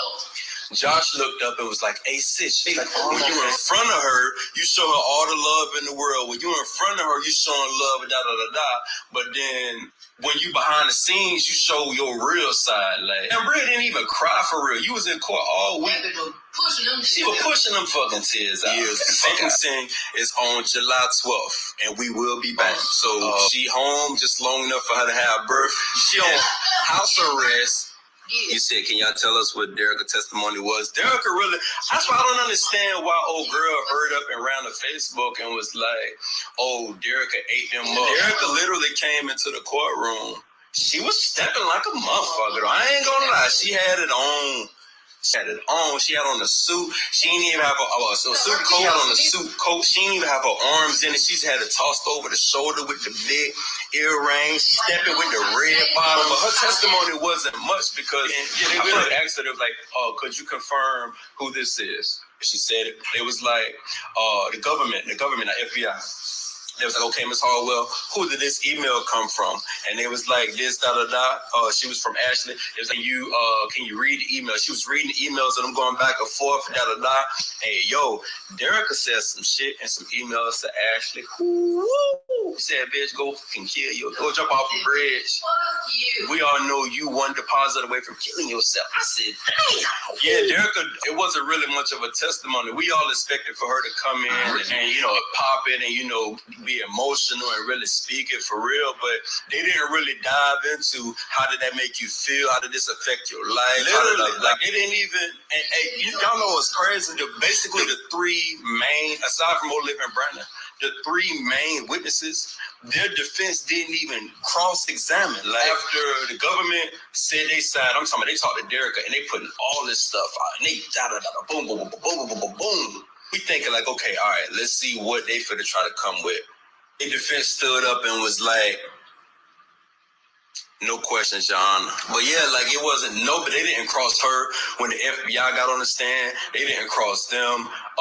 They didn't even present any evidence. They didn't have any witnesses. They didn't have all them 200 plus receipts that Ashley kept talking about. Let me tell y'all what ignorance looked like. She was crazy to take it to So trial. she really thought she was gonna win, y'all, and didn't bring nothing. She was crazy to take it to trial because of this. This person cares more about their social media image than their real life freedom. They offered her 3 plea deals, 3 that you couldn't beat. You virtually will get more time for going out on the street and slapping somebody. She cared more about her social media image than her real life. They offered her 3 plea deals and she declined all of them. She didn't want to have to go. They could have offered her 1 year. Literally 1 year. Gone now. Oh, you said that Facebook gone now. What, her Facebook gone? Her Facebook gone? No one going to shit. Somebody just said that Facebook gone, but I don't know. Who y'all talking about? Who Facebook gone? Yep, that Facebook is gone. It's gone, baby. Gone. It's gone? Gone. It's smart because she can't speak about nothing. She can't even have a presence. She can't do nothing. If she speaks about anything, she gone. She out of here. She go back to jail. You said she could post on Josh. No, she can't. If she posts from Josh, Olivia's, anything directly or indirectly about the situation, about the people, about anything with court, anything at all, she go to jail. The plea deals were jail free, right? No, she would have had time, but she would have had like maybe a year, 2 years or something. But she didn't want that because she didn't want to come back to social media and see guilty. She didn't want to come back and have to face the music. So now, because you didn't want to do that, now you guilty anyway, and you still got the downfall of social media. Her life, y'all don't understand, like, think about the person and the magnitude of the platform that she had and the following that she had and the money that she was making and everything. All you literally got to do is live your life. After she was found guilty, and we sat in the courtroom and the judge was doing reading the next steps of what was going to happen and everything, right? So when the government requested that she be taken on to the back, taken on into custody like today. When she was found guilty, y'all know how everybody kept saying, stop posting on social media. One post was shown, but that's because that Sherelle made. One video was shown that Sherelle made, but that's because they thought somebody had a phone in court. They thought because Ballin, and that's how you say his name, Ballin, when he was asleep in court, 60% of the time, Ballin was in court like, ugh. And he'll jump up like, this the most expensive lawyer money can buy in Memphis, right? Came over to ask, hey, do any of y'all have a phone? No? Bet y'all good. Ash messed herself up. Why ain't none of y'all tell me that Ashley posted sealed documents on Facebook a month ago? You got it from your attorney, and it was sealed, and you posted it online. I mean, that's why I keep bouncing, because I'm telling you, it's so much that happened in court, bro. First of all, when they brought up as evidence, and one of the closing arguments that Your Honor actually knew trial was coming up, and she made this post 10 days ago, showed it, put it up on the big screen for everybody to look at. We like, oh, not only did we think as evidence, yesterday, we thought as evidence for the 10 days, the 10 days ago she made the post. Today, the government requested her to be, to the back, because obviously she got money, she can flee. Her defense tried to say, well, she already surrendered her passports. The judge was like, well, there's countries that you can go to that you don't need your passport. If you have money, you can get places. But the government was like, say, she had a flight risk. Her defense tried to come over to say the reasons why she shouldn't be, taken into custody right now. We wanted to see her in cuffs, but then we also wanted to see the downfall of social media. So we kind of was like, taking whichever one we were going to get. Like, her defense was like, well, Your Honor, this case has been going on for nearly 2 years. She hasn't fled yet. I'm saying, like, it's because she wasn't fucking guilty. Like, why would she leave now? She didn't know that she was guilty.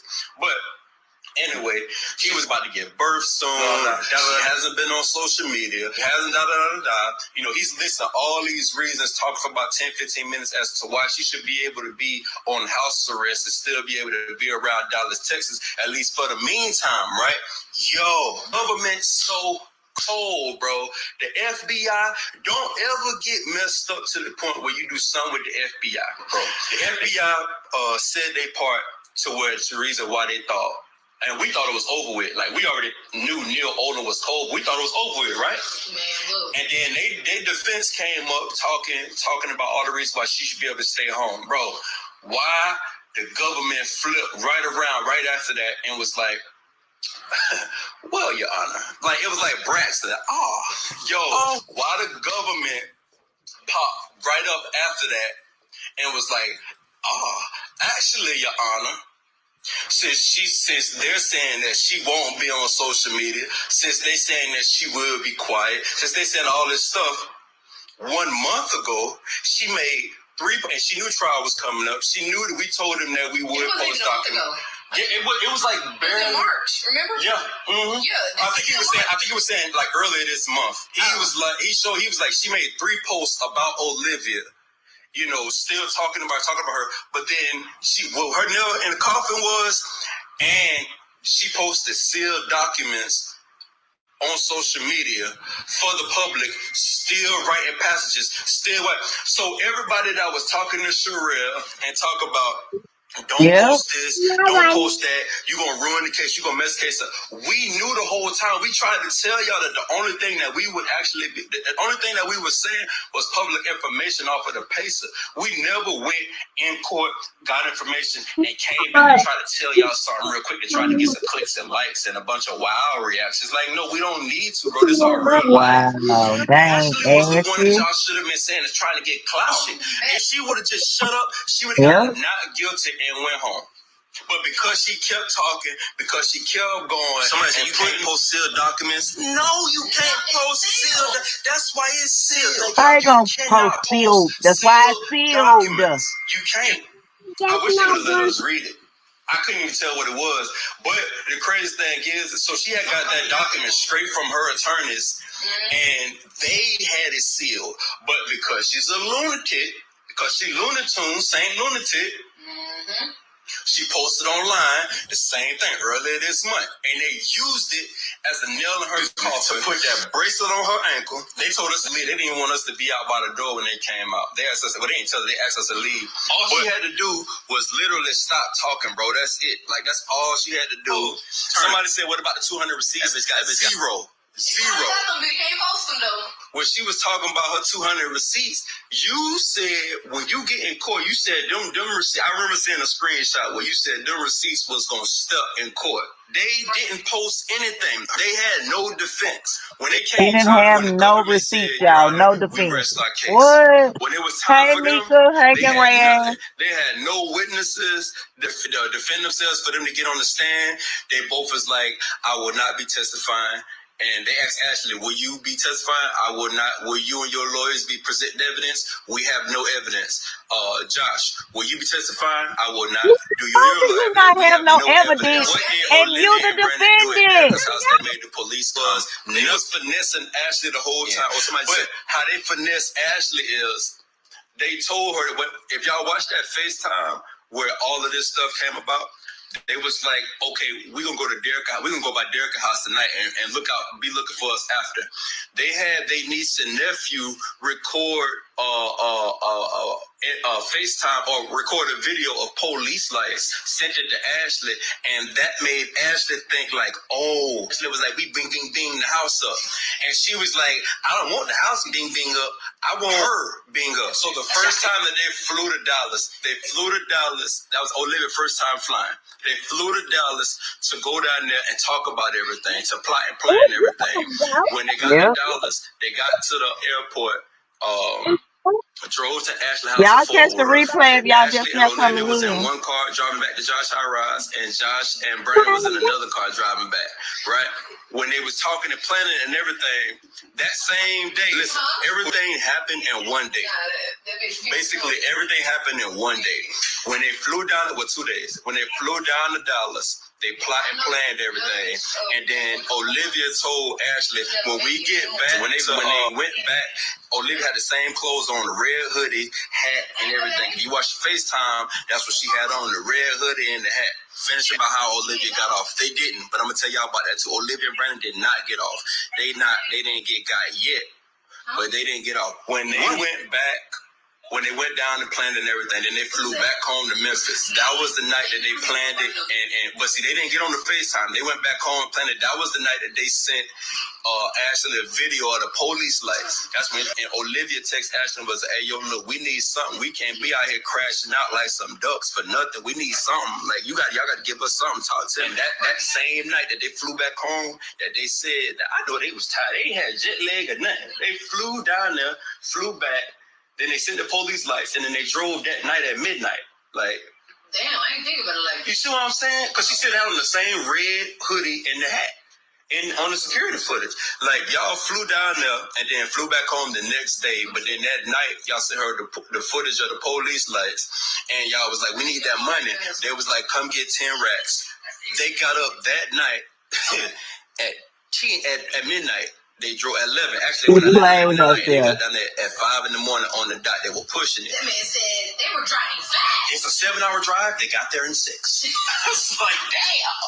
They got down there. That's the worst. They were in after they drove that night. They drove back. They flew down there. Flew back the next day. Sent her the police lights. Drove that night. When they drove all the way from Memphis to Dallas, which is 7 hours, and they got there in 6, they were in Dallas for 6 minutes. For 6 minutes. They were in Dallas for 6 minutes and drove and turned right up. They got the money on camera. They walked into the Victor. All 4 of them, and they so dumb, bro. They so dumb. They could have went in the car, drove off. They could have went upstairs to the high rise to get them the money. No, they gave them the money in the lobby. That's how you know y'all ain't no criminals, bro. Why are y'all in the lobby of one of the most expensive high rises in Dallas, and y'all in the lobby? Y'all walking back after y'all get in the door, and y'all go sit at a table in the lobby. Josh leaned over, gave Brandon the money. Brandon sat back, started counting it. Then he stopped. They got up, got back in the car, and went on back to Memphis. While they were driving back to Memphis, that's when Olivia texted Ashley and was like, it's crazy that you thought you could talk to me crazy like that, but I'm going to show you who I am.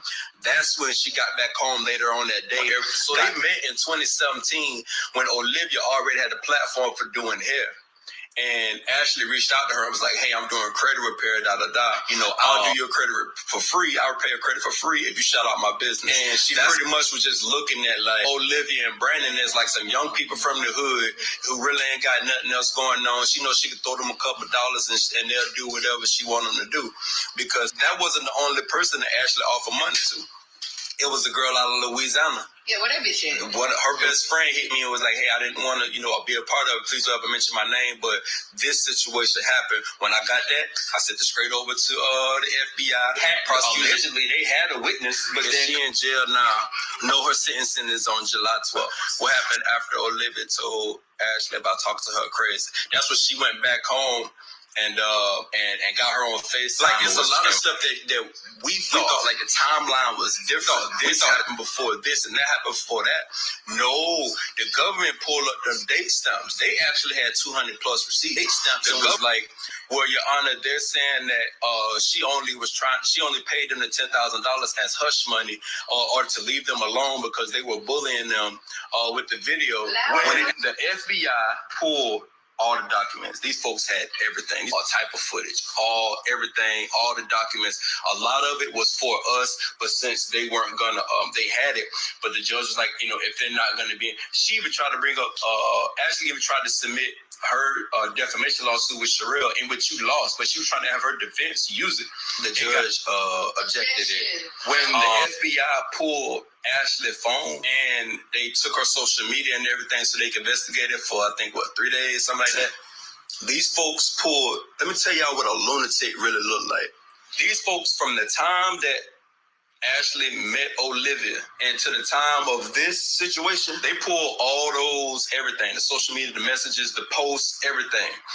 There was that Ashley, just from Ashley in that time frame, Ashley had 25,000 pages of documents. Am I lying? From this little amount of time.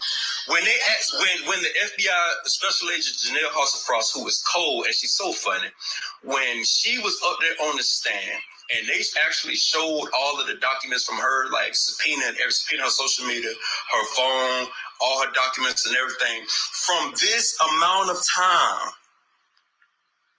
it was 25,000 pages of documents, of evidence, of like just the communication. 25,000 pages of evidence, y'all. Everything. Wow. That's between Ashley's posts, that's between text message pages, that's between Facebook Messenger, anything, emails, anything. 25,000 pages just from this little bit of time? Do you think baby Lily is yours? Absolutely not. Absolutely not. First of all, I'm going to say that there's no way you about to tell me that your ex name is Tate, the one that you want to put a hit out on after 2 years, the one that you want to do all these things to. His name is Tate, and you going to name our daughter Lily Kate? Your name, Lily Kate. Now, her name is Ashley Gray. The baby name is Ashley Grayson. So now she's going to be tied to this negativity for her whole life, bro. Like, is Olivia going to jail? Yes. Olivia and Brandon are not free. So everybody thought they were free. Olivia came today. Olivia came and sat in a row right in front of us to hear the verdict. Now, they were all in actuality just trying to finesse her to for one, take her name off Olivia Mama house. Because when she bought the house, she kept her name on it. The house was essentially Ashley's, and Olivia Mama was just living in it. So she wanted her to All take she had her to do name was off the take house. her name off their house. Get some money out of her, and she wanted to sell the video. Oh Lord, when I tell y'all about the selling part of selling the video part, y'all gonna be like, what? Whole time you still agreed to a conspiracy, like you still agreed. So it's like said that. It's like the offense. The defense team, Ashley and Josh defense team, they literally, it's like they just accept that Ashley and Josh was gone. The only thing that they were ever talking about was extortion. But in order for you to extort somebody, you got to have something to extort them with. Video. Some video of what? For hire. The defense was like, Your Honor, what I don't understand is my two clients are the only people on this indictment. How can Olivia and Brandon sit up there on the witness stand and testify to all of this stuff? I'm talking about they was telling it, yeah, we said we was going to do this and they wanted us to do that, and da-da-da-da. How can y'all use that information and bury these two people, like really, you know what I'm saying, like really incriminate them, like you really gonna send them to prison? However, the other two people that were a part of it, nothing. Like, they're able to just walk free. How are they able to just say all of this stuff, agree to all of this stuff with no immunity? Because the judge asked the government, do they have immunity? Did you offer them a deal? No. Brandon got 2 strikes. If he get hit one more time, that's 3 strikes. He gone for life, especially for this. He gone for life. Olivia's still fighting a pending charge, which they brought up in court. So the defense was like, how are they able to sit up here and testify to all of this stuff that's actually going to have some validity and be used in court? Send these two to prison potentially, but then they go home scot-free. No, Your Honor, I believe they should be listed on the indictment as well. Now, Olivia and Brandon, if you're a witness, you're only allowed to be in the courtroom. You're only allowed to be in the courtroom while you're testifying. After that, you got to go back out. And he was like, how can they talk about blah, all of this stuff, and then walk off scot-free, just go home? They should be on the indictment. They should be indicted as well. They should have the exact same charges. The judge was like, that makes a lot of sense. You're right. We'll revisit that after this. Am I lying? One of the marshals was downstairs. He told the other one, was like, yeah, they still gonna get Olivia and Brandon. Yeah, like they're gonna pick them up, but I don't know what that means. They are not free at all. Like, they think they are, and it's crazy because in a sense, Oh wow, so they still gonna go after truth. Olivia They and Brandon? Oh wow. They do not have immunity, and we thought they did too when they were. If they play this tonight, I'm gonna go crazy. Y'all keep getting that. Hey man, we're gonna be at Esco. Pull up security deep. Esco is 7. We're gonna go live tonight and party. And if y'all hear that song, y'all gonna see us. Y'all gonna see how we party. Give you a brief synopsis. So about a year and a half ago, I exposed the lady for taking people money for credit repair courses and things of that sort. Yes, the video went viral. It got like 2 million views overnight, and I was sent a cease and desist letter, and then I was later sued for over a quarter up to $1 million for torturous interference of a business. Now, in that same breath, I did not allow that to silence me. I kept going. I kept gathering information. A group was formed. People was putting their opinions, reviews, and things of that sort. And we kind of just like dug into the person's life and kind of just exposed them for being the bad person that we assumed that they were. So fast forward down the line, we're in the middle of this lawsuit. The group then helped me retain an attorney, and we're fighting and we're going, right? There is notification made, connection, whatever. The FBI reached out and was like, hey, we're making you aware that there's a threat on your life. Basically, keep your head on a swivel. We're watching, but, we can't be everywhere all the time type shit. So, not only did she put a bag, $20,000 on my head, she put $20,000 on another influencer's head, which is Harwell, and then she put $60,000 on an ex-boyfriend, allegedly because there was something in his phone that she did not want released.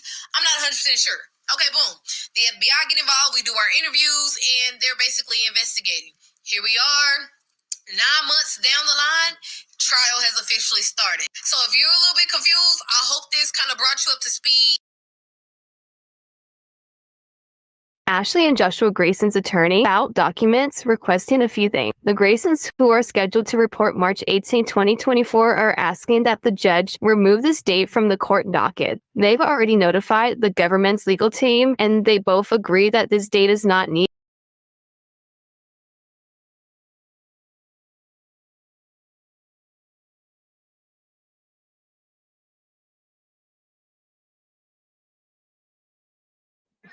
So okay, y'all, that was the update on the Ashley Grayson and the Joshua Grayson case, y'all. That was a lot.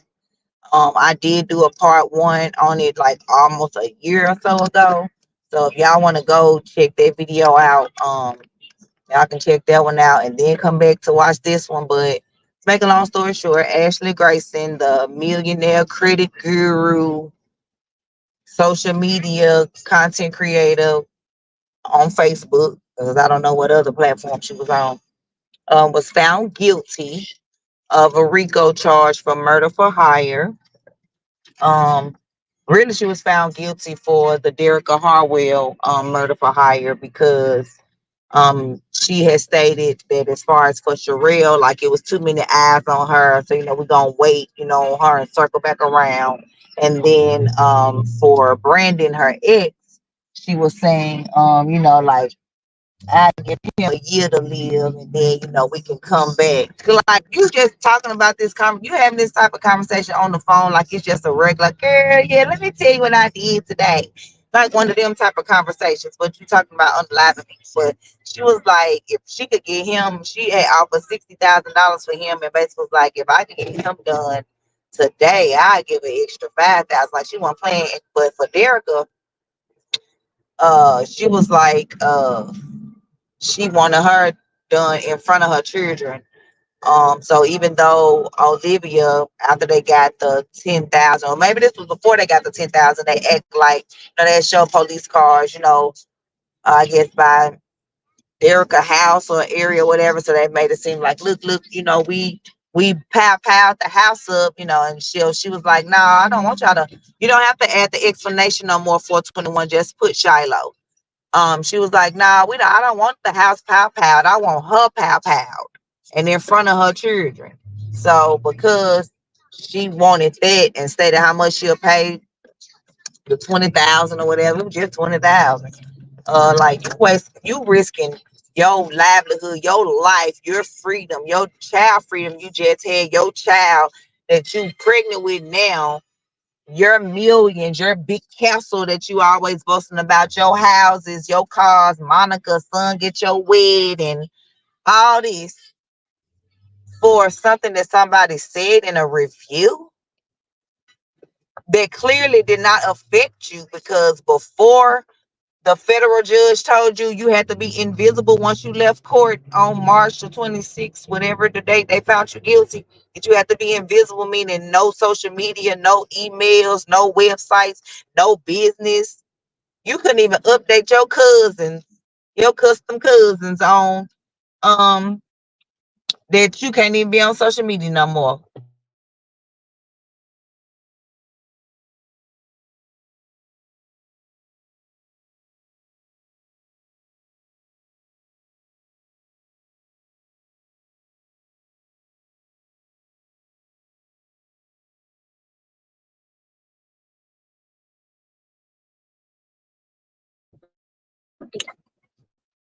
My bad, y'all. My internet.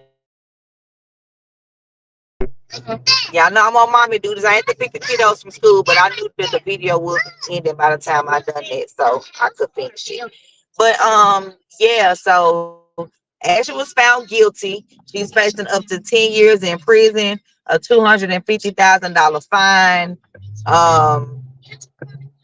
$100 some type of fee for something, 3 years supervision after she get out. Now she's at home on an ankle monitor. Wait a minute. She's at home on an ankle monitor and not in the castle. She cannot go back to the castle. Judge told her when you leave Memphis, you can go back to Dallas, to Fort Worth, Texas, to that house that she shared with her first husband, Paul. I bet she hating it. You got to go back to the house that you shared with your first husband, that you also lied on and basically act like you only had $60,000 or $120,000 when y'all was getting divorced. So he only got 60,000, but really Brandon helps you hide millions, and that's why you wanted him unalived on top of whatever you thought he had some type of. Can you cut that down? You thought he had some type of explicit videos or something of you in his phone, so that's why you wanted him unalived. But her husband Josh was found not guilty, y'all, because he wasn't in none of the videos, he wasn't in none of the audios. Yes, when Olivia and Brandon came to Dallas, um when Brandon Liver came to Dallas, she did Joshua was seen like sliding something over to Brandon, which was probably the $10,000. But basically he claimed like when his wife told him to get on webinars, he didn't know, he just got on. When she told him to be ready for pictures, he was ready. When she told him to be ready for dinner, he was ready. Basically he was like a servant pretty much. He didn't know what she had going on, none of her dealings or whatever. And I guess they fell for that because he was found not guilty. So he may allegedly go back to his sugar daddy. Yes, I did say sugar daddy. Because he was allegedly with this white older man before he got with Ashley. But, I hope he, stick beside her, especially that she gave birth to his daughter some months ago. And then now she's pregnant with his second child. And so they're going to sentence her in July after she had the baby in June. Okay, take the color off. Think about it, y'all. She was at this castle bragging. I hope she took all her stuff from the castle because they said she can't even go back to the castle to get her baby stuff. Like she cannot go back to the castle at all, y'all. And that castle was purchased for $1.9 million back in my life still red back in 2021, and now it is on the market for $2.4 million because she cannot go back to it. So like I said, I think she get, I don't know the exact date, I can't remember. I think it's July the 15th. It could be July the 5th. But I know she has the baby in June. And immediately after she had that baby, she has to come to Memphis, be sentenced, and go immediately to jail. Like she don't get no time in between. Now, if she would have took a plea deal instead of playing around with them, thinking that they playing, because first of all, the federal government, they not coming after you with no Rico unless they know they got you. And they have like a 90%, 95% conviction rate. So she shouldn't have played around with them. And but if she would have took a guilty plea, being that you on audio saying all these things and video, so we not only hear you but we see you. If she would have took a plea, she probably would have got a couple of years, maybe in a few years, to get things together before she went to jail. Prison, not jail, prison, federal prison. I don't know if maybe she would have been able to keep social media, then if she would have took a plea. But I mean, she claimed to the custom cousins, her credit cousins. I don't know what she called them. Her internet cousins, that she had 25,000 pages of documents, evidence, and all this type of stuff. But as y'all saw in the transcripts, they didn't present nothing. They kept on talking about extortion for Olivia and Brandon, whereas this case is not about Olivia and Brandon at the moment. It's about you trying to unalive these three people: Derrica Harwell, Sherelle Hodges, and Brandon Tate. Uh, so now, like they said, Brandon and Olivia is not off the hook. So, I'm gonna keep y'all updated on, what happened with that. Prayers to them, whatever, and their families, whatever. To all the families, to the people that the victims, especially. Um, and prayers, hope, Ashley, repent and ask God for forgiveness. And, maybe one day, the victims can forgive her. It seemed like Sherelle maybe has already forgiven her. She stated that even though, you turned my life upside down, like we good. But, I feel like if you wouldn't have called the FBI on yourself, you wouldn't.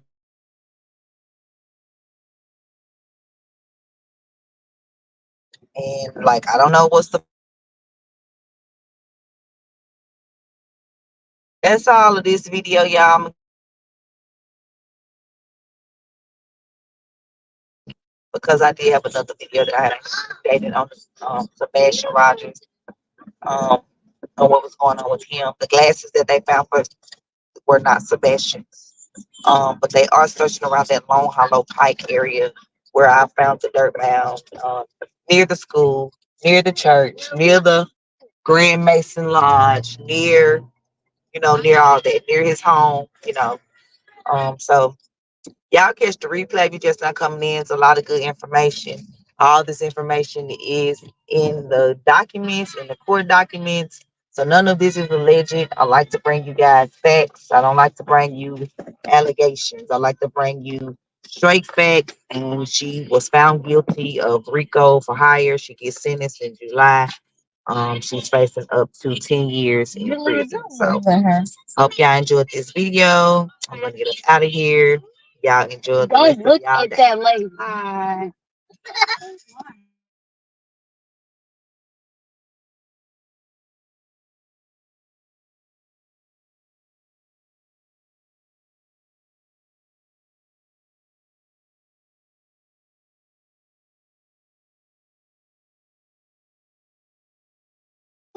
I'm gonna play this song by my son called Boundary because Miss Ashley should have knew her boundaries and left these people alone. And then I'm gonna play Tragic Combo because she was found guilty of basically 3 counts of murder for hire, even though she really went down for 1. She still went down for all 3 at the end. Where you get your stickers from?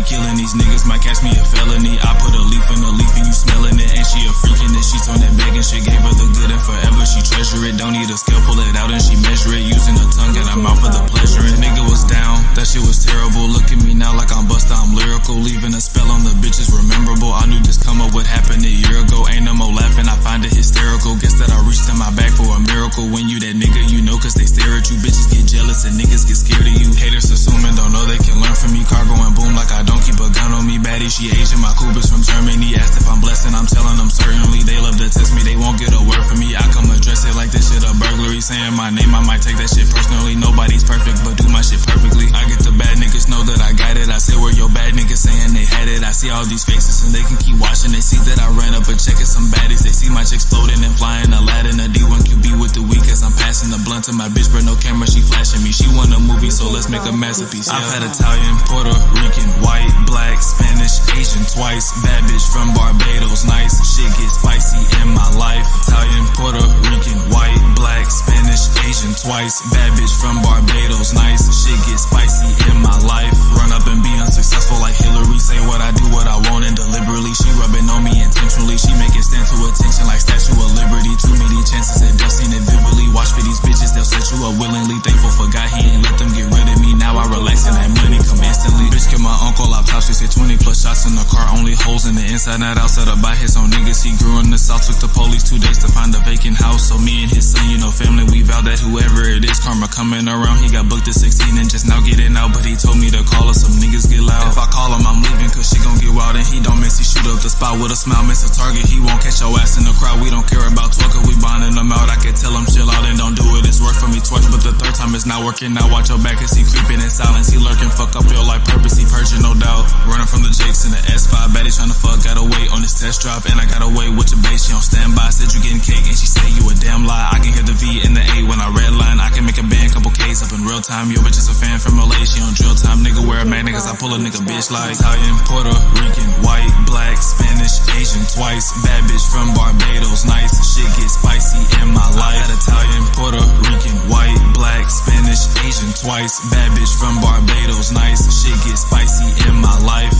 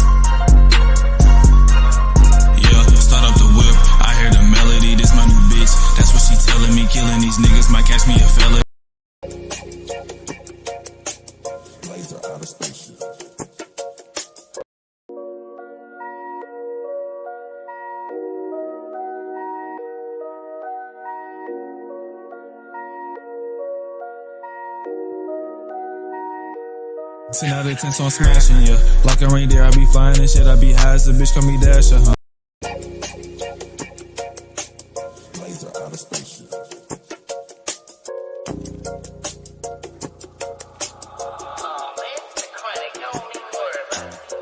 Probably no trespassing. She gon' blow me like a head gasket. The exotic got me jet like cloud 9 fantastic. Fuck up passing. This my who laughing. Top off in traffic. Them checks that we cashing. The weed on relapsing. Update on remapping. Yeah, she don't know what nigga she capping. I grab the beat and keep rapping. Tie that bitch up and keep snapping. Just need one take, no relapping. I let it drop like P Maverick. No, it's on me, don't be lacking. Just watch your top cause we cracking. Hollywood niggas be acting. Oh, that's your girl, bro, we passing. Oh, that's your girl, bro, we tossing. You see the green, I'm from Boston. Pull the strings, I'ma keep flossing. Off the top rope, I'm Steve Austin. One arm the blunt, Randy Mossum. Eye of the tiger, we golfing. Can't hang with rats cause we squash them. Hand me a lighter, we coughing. Bitch, I'm gone. Niggas clones. These hoes won't leave me alone. Ain't gotta flex cause it's shown. We blowing cheek over cones. Don't ask on Friday every song. Big drip, I put this shit on. This here I got on my own. Fresh roast to Paris, two-tone. It's a coup. A bust a move, no for loose. If the whole sneak can do you, I always like them in two. She dropped if I feel a two. We copped the vert, what's the move? Hardcore but hot in the booth. Like what I got, shit me too. Probably no trespassing. She gon' blow me like a head gasket. The exotic got me jet like cloud 9 fantastic. Fuck up passing. This my who laughing. Top off in traffic. Them checks that we cashing. The weed on relapsing. Update on remapping. Yeah, she don't know what nigga she capping. Hey, tell me why would I be worried about a nigga? He just talking. Turn the magic when I find a piece of beast cause I just walk him. When she do it, got it dripping like an ocean to a dolphin. Got her laid out when we finish. Told her put it in the coffin. Who getting married? I owe you nothing. Keep your vows. Life of the party. Hoes demeanor change when I'm around. If it's money, then it's up cause I could never turn it down. Got some rims now, I need pipes, then this bitch gon' be super loud. Any group I may go dumb, I guess I got a stupid crowd. Doing 90 and at 35, just pass the trooper, wow. Ass is fat, she out the shower, I can see it through the towel. I come up as massive, she flew to these niggas, make them bow. Coupe European, protected on the go, I keep the stick. Piss off the game, we on that time and yeah, we with the shits. Don't gotta ask, I know my niggas riding in this bitch. What these hoes got to offer, nigga, I will never miss. Probably no trespassing, she gon' blow me like a head gasket. The exotic got me jet like cloud 9 fantastic. Fuck up passing. This my who laughing. Top off in traffic. Them checks that we cashing. The weed on relapsing. Update on remapping. Yeah, she don't know what nigga she capping. Probably no trespassing. She gon' blow me like a head gasket. The exotic got me jet like cloud 9 fantastic. Fuck up passing. This my who laughing. Top off in traffic. Them checks that we cashing. The weed on relapsing. Update on remapping. Yeah, she don't know what nigga she capping.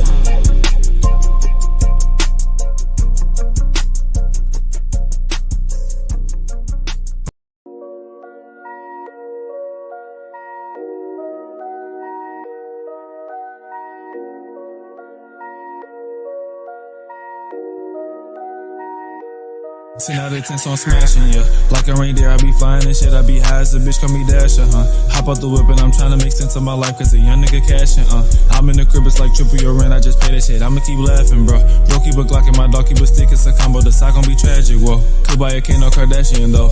All in her tissue, potassium stroke. Walked in the condo, got cash on the floor. Your bitch wanna fuck, can't be mad at these hoes. I'm smoking that stuff and I pass it to bro. Exotic, we don't pull from casual Joe. He got it, we don't cut from casual hoes. Won't smoke, make him dance like some glass on the floor. No love in the streets, they be moving the code. No glove with the heat, I be soothing the pole. I pull up, I might snatch up 2 of his hoes. I'm chillin', but I could be doing the most. You say you my bitch, you gon' do it for show. If I'm with a bitch, you removing the post. Cause all of these hoes, they be ruining those. And niggas is not who I'm doing it for. He losing, that's awful, so scared of these heights, so he still at the bottom. Don't care about your life, so my shooter Picasso. My name in your mouth, we not sending no lawsuit. Instead, we got bullets, you catching, gon' stop you. Make all legal money, we won't even rob you. So high off this plane, we might coin on the cop you. Ain't no, I'm no killer, but ready to start to. German Hellcat costs an arm with some bands, yeah. Smoking strands, I'm not popping no Zen, yeah. Niggas whack, don't got no plan, damn. I just don't understand them, so I guess I'm the man, yeah. Foreign bitch, foreign whip, I'm Dan, yeah. Stick my foot in the German, no sand, yeah. Make you feel all the pressure, no can, yeah. Like a reindeer, I be flying and shit, I be high as a bitch, call me Dasher, Hop out the whip and I'm trying to make sense of my life, cause a young nigga cashing, I'm in the crib, it's like triple your rent, I just pay that shit, I'ma keep laughing, bro. Bro, keep a Glock and my dog keep a stick, it's a combo, the sock gon' be tragic, whoa. Like a reindeer, I be flying and shit, I be high as a bitch, call me Dasher, Hop out the whip and I'm trying to make sense of my life, cause a young nigga cashing, I'm in the crib, it's like triple your rent, I just pay that shit, I'ma keep laughing, bro. Bro, keep a Glock and my dog keep a stick, it's a combo, the sock gon' be tragic, whoa. Sock gon' be tragic, whoa. Sock gon' be tragic, whoa. Sock gon' be tragic, whoa.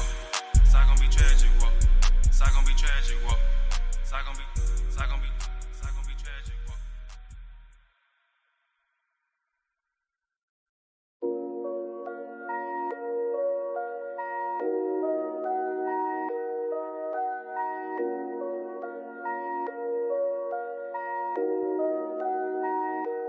10 out of 10, so I'm smashing, yeah. Like a reindeer, I be flying and shit. I be high as a bitch, call me Dasher, Hop out the whip and I'm trying to make sense of my life, cause a young nigga cashing, I'm in the crib, it's like triple your rent, I just pay that shit. I'ma keep laughing, bro. Bro, keep a Glock and my dog keep a stick, it's a combo. The side gon' be tragic, whoa. Could buy a Kano Kardashian, though. All in her tissue, potassium stroke. Walked in the condo, got cash on the floor. Your bitch wanna fuck, can't be mad at these hoes. I'm smoking that stuff and I pass it to bro. Exotic, we don't pull from casual Joe. He got it, we don't cut for casual hoes. Won't smoke, make him dance like some glass on the floor. No love in the streets, they be moving the code. No glove with the heat, I be soothing the pole. I pull up, I might snatch up 2 of his hoes. I'm chillin', but I could be doing the most. You say you my bitch, you gon' do it for show. If I'm with a bitch, you removing the post. Cause all of these hoes, they be ruining those. And niggas is not who I'm doing it for. He losing, that's awful, so scared of these heights, so he still at the bottom. Don't care about your life, so much shoot a Picasso. My name in your mouth, we not sending no lawsuit. Instead, we got bullets you catching, gon' stop you. Make all legal money, we won't even rob you. So high off this plane, we might coin on the cop you. Ain't no, I'm no killer, but ready to start to. German Hellcat costs an arm with some bands, yeah. Smoking strands, I'm not popping those in, yeah. Niggas whack, don't got no plan, damn. I just don't understand them, so I guess I'm the man, yeah. Foreign bitch, foreign whip, I'm Dan, yeah. Stick my foot in the German, no sand, yeah. Make you feel all the pressure, no can, yeah. Like a reindeer, I be flying and shit, I be high as a bitch, call me Dasher, Hop out the whip and I'm trying to make sense of my life, cause a young nigga cashing, I'm in the crib, it's like triple your rent, I just pay that shit. I'ma keep laughing, bro. Bro, keep a Glock and my dog keep a stick, it's a combo. The side gon' be tragic, whoa. Like a reindeer, I be flying and shit, I be high as a bitch, call me Dasher, Hop out the whip and I'm trying to make sense of my life, cause a young nigga cashing, I'm in the crib, it's like triple your rent, I just pay that shit. I'ma keep laughing, bro. Bro, keep a Glock and my dog keep a stick, it's a combo. The side gon' be tragic, whoa. Side gon' be tragic, whoa. Side gon' be tragic.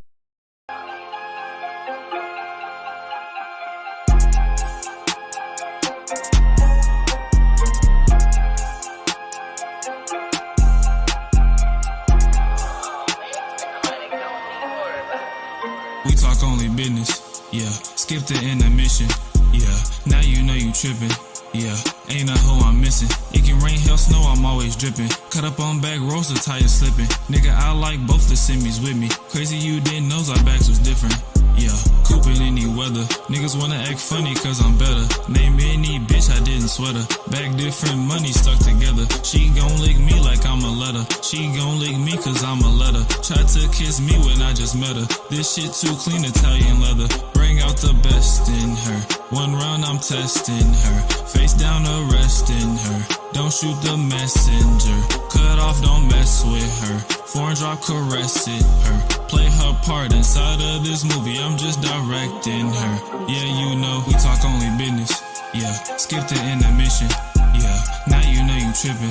Yeah, ain't a hoe I'm missing. It can rain, hell, snow, I'm always dripping. Cut up on back roads, the tires slipping. Nigga, I like both the semis with me. Crazy you didn't know our backs was different. Hit her once with data, different exotic strands, mixing flavors. I do my dance while I'm dropping bangers. You said I changed, yeah, so did the paper. Hold on, I'm snapping now, I gotta say this. Wall like the shit like a go like the greatest. Up in the mall and we copping the latest. She like my smell, you know, muddy the fragrance. Told her what happened, stay private like Vegas. Forget all their names, remember they face though. If it ain't USD, I'm getting pesos. Don't gotta rush it, I know how to play slow. Fuck with my bitch cause she do what I say so. Got the same plug cause nigga my race low. No nigga trying me, smoking that premium. High on that 93, you got a problem then solve it, come try it please. Like I'm a bull, get her rough when she riding me. Get what she want, but not lie to me. Feel my heart frozen inside of me. Damage is done, it's too late, no rewinding me. You can't beat me cause it's only one kind of me. I'm in a verdant, the top is behind me. I got a couple niggas who is sliding. Don't gotta ask, I know my niggas riding. We on that timing, white on the package. Light up that Irish cream, that's just smacking. It's never what it seems, I ain't lacking. High niggas selling weed, no protection. All of that woman needs, I done mastered. Take you a little peek, I ain't average. Money like it's on trees, I'm a bastard. New coupe is Japanese and it's faster. Bitch, we talk only business.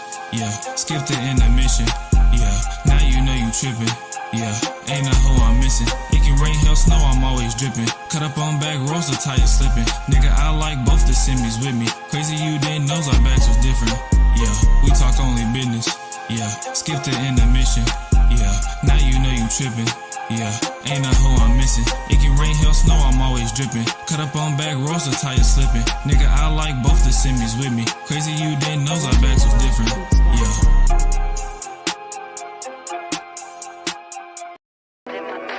Nah, this shit crazy. I don't mean this for real, but I mean, hey. Trying to figure out this problem that these niggas got. All of a sudden, towards my mama. Wasn't too important till you put my family in drama. Now I gotta step down from my level, cause you at the bottom. This really too easy. Niggas flies because I'm finna squash them. Niggas finna hate this. Your brother 27 with a minor on some gay shit. On this nigga ass at first I wasn't gonna say shit. He couldn't get the hoes, I guess he had to make a lane switch. Acting like a sis, really acting like a bitch. We could talk it out, but I can't understand him with the list. Not to mention he be dressing up for views, he wearing wigs. Not to mention nigga 27, out here scamming kids. Foreign coupe, I love to walk around it capping, so let's talk about it. Laughing but nobody smiling, too old to be acting childish. He didn't want the smoke, brought up my mama, so bro now you got it. If you know what's best, then close your mouth and keep my mama out it. Now I'm making noise, piss me off and now I'm too annoyed. Nigga play with toys, he play with them and fuck with little boys. I can't just ignore it, water deep just like we finding Dory. I don't have a choice, the war is coming, hope you ready for it. Double cup I'm sipping, you can talk your shit but leave my family out and I ain't tripping. Don't let this shit go over your head, I really hope you listen. I'm real fed up hearing this and that, you acting like a sissy. Thought I was misogynist, but you keep sneak dissing these women. Problem that these niggas got all of a sudden towards my mama. Wasn't too important till you put my family in drama. Now I gotta step down from my level, cause you at the bottom. This really too easy. Niggas figure out this finna problem that these niggas got all of a sudden towards my mama. Wasn't too important till you put my family in drama. Now I gotta step down from my level, cause you at the bottom. This really too easy. Niggas flies because I'm finna squash them.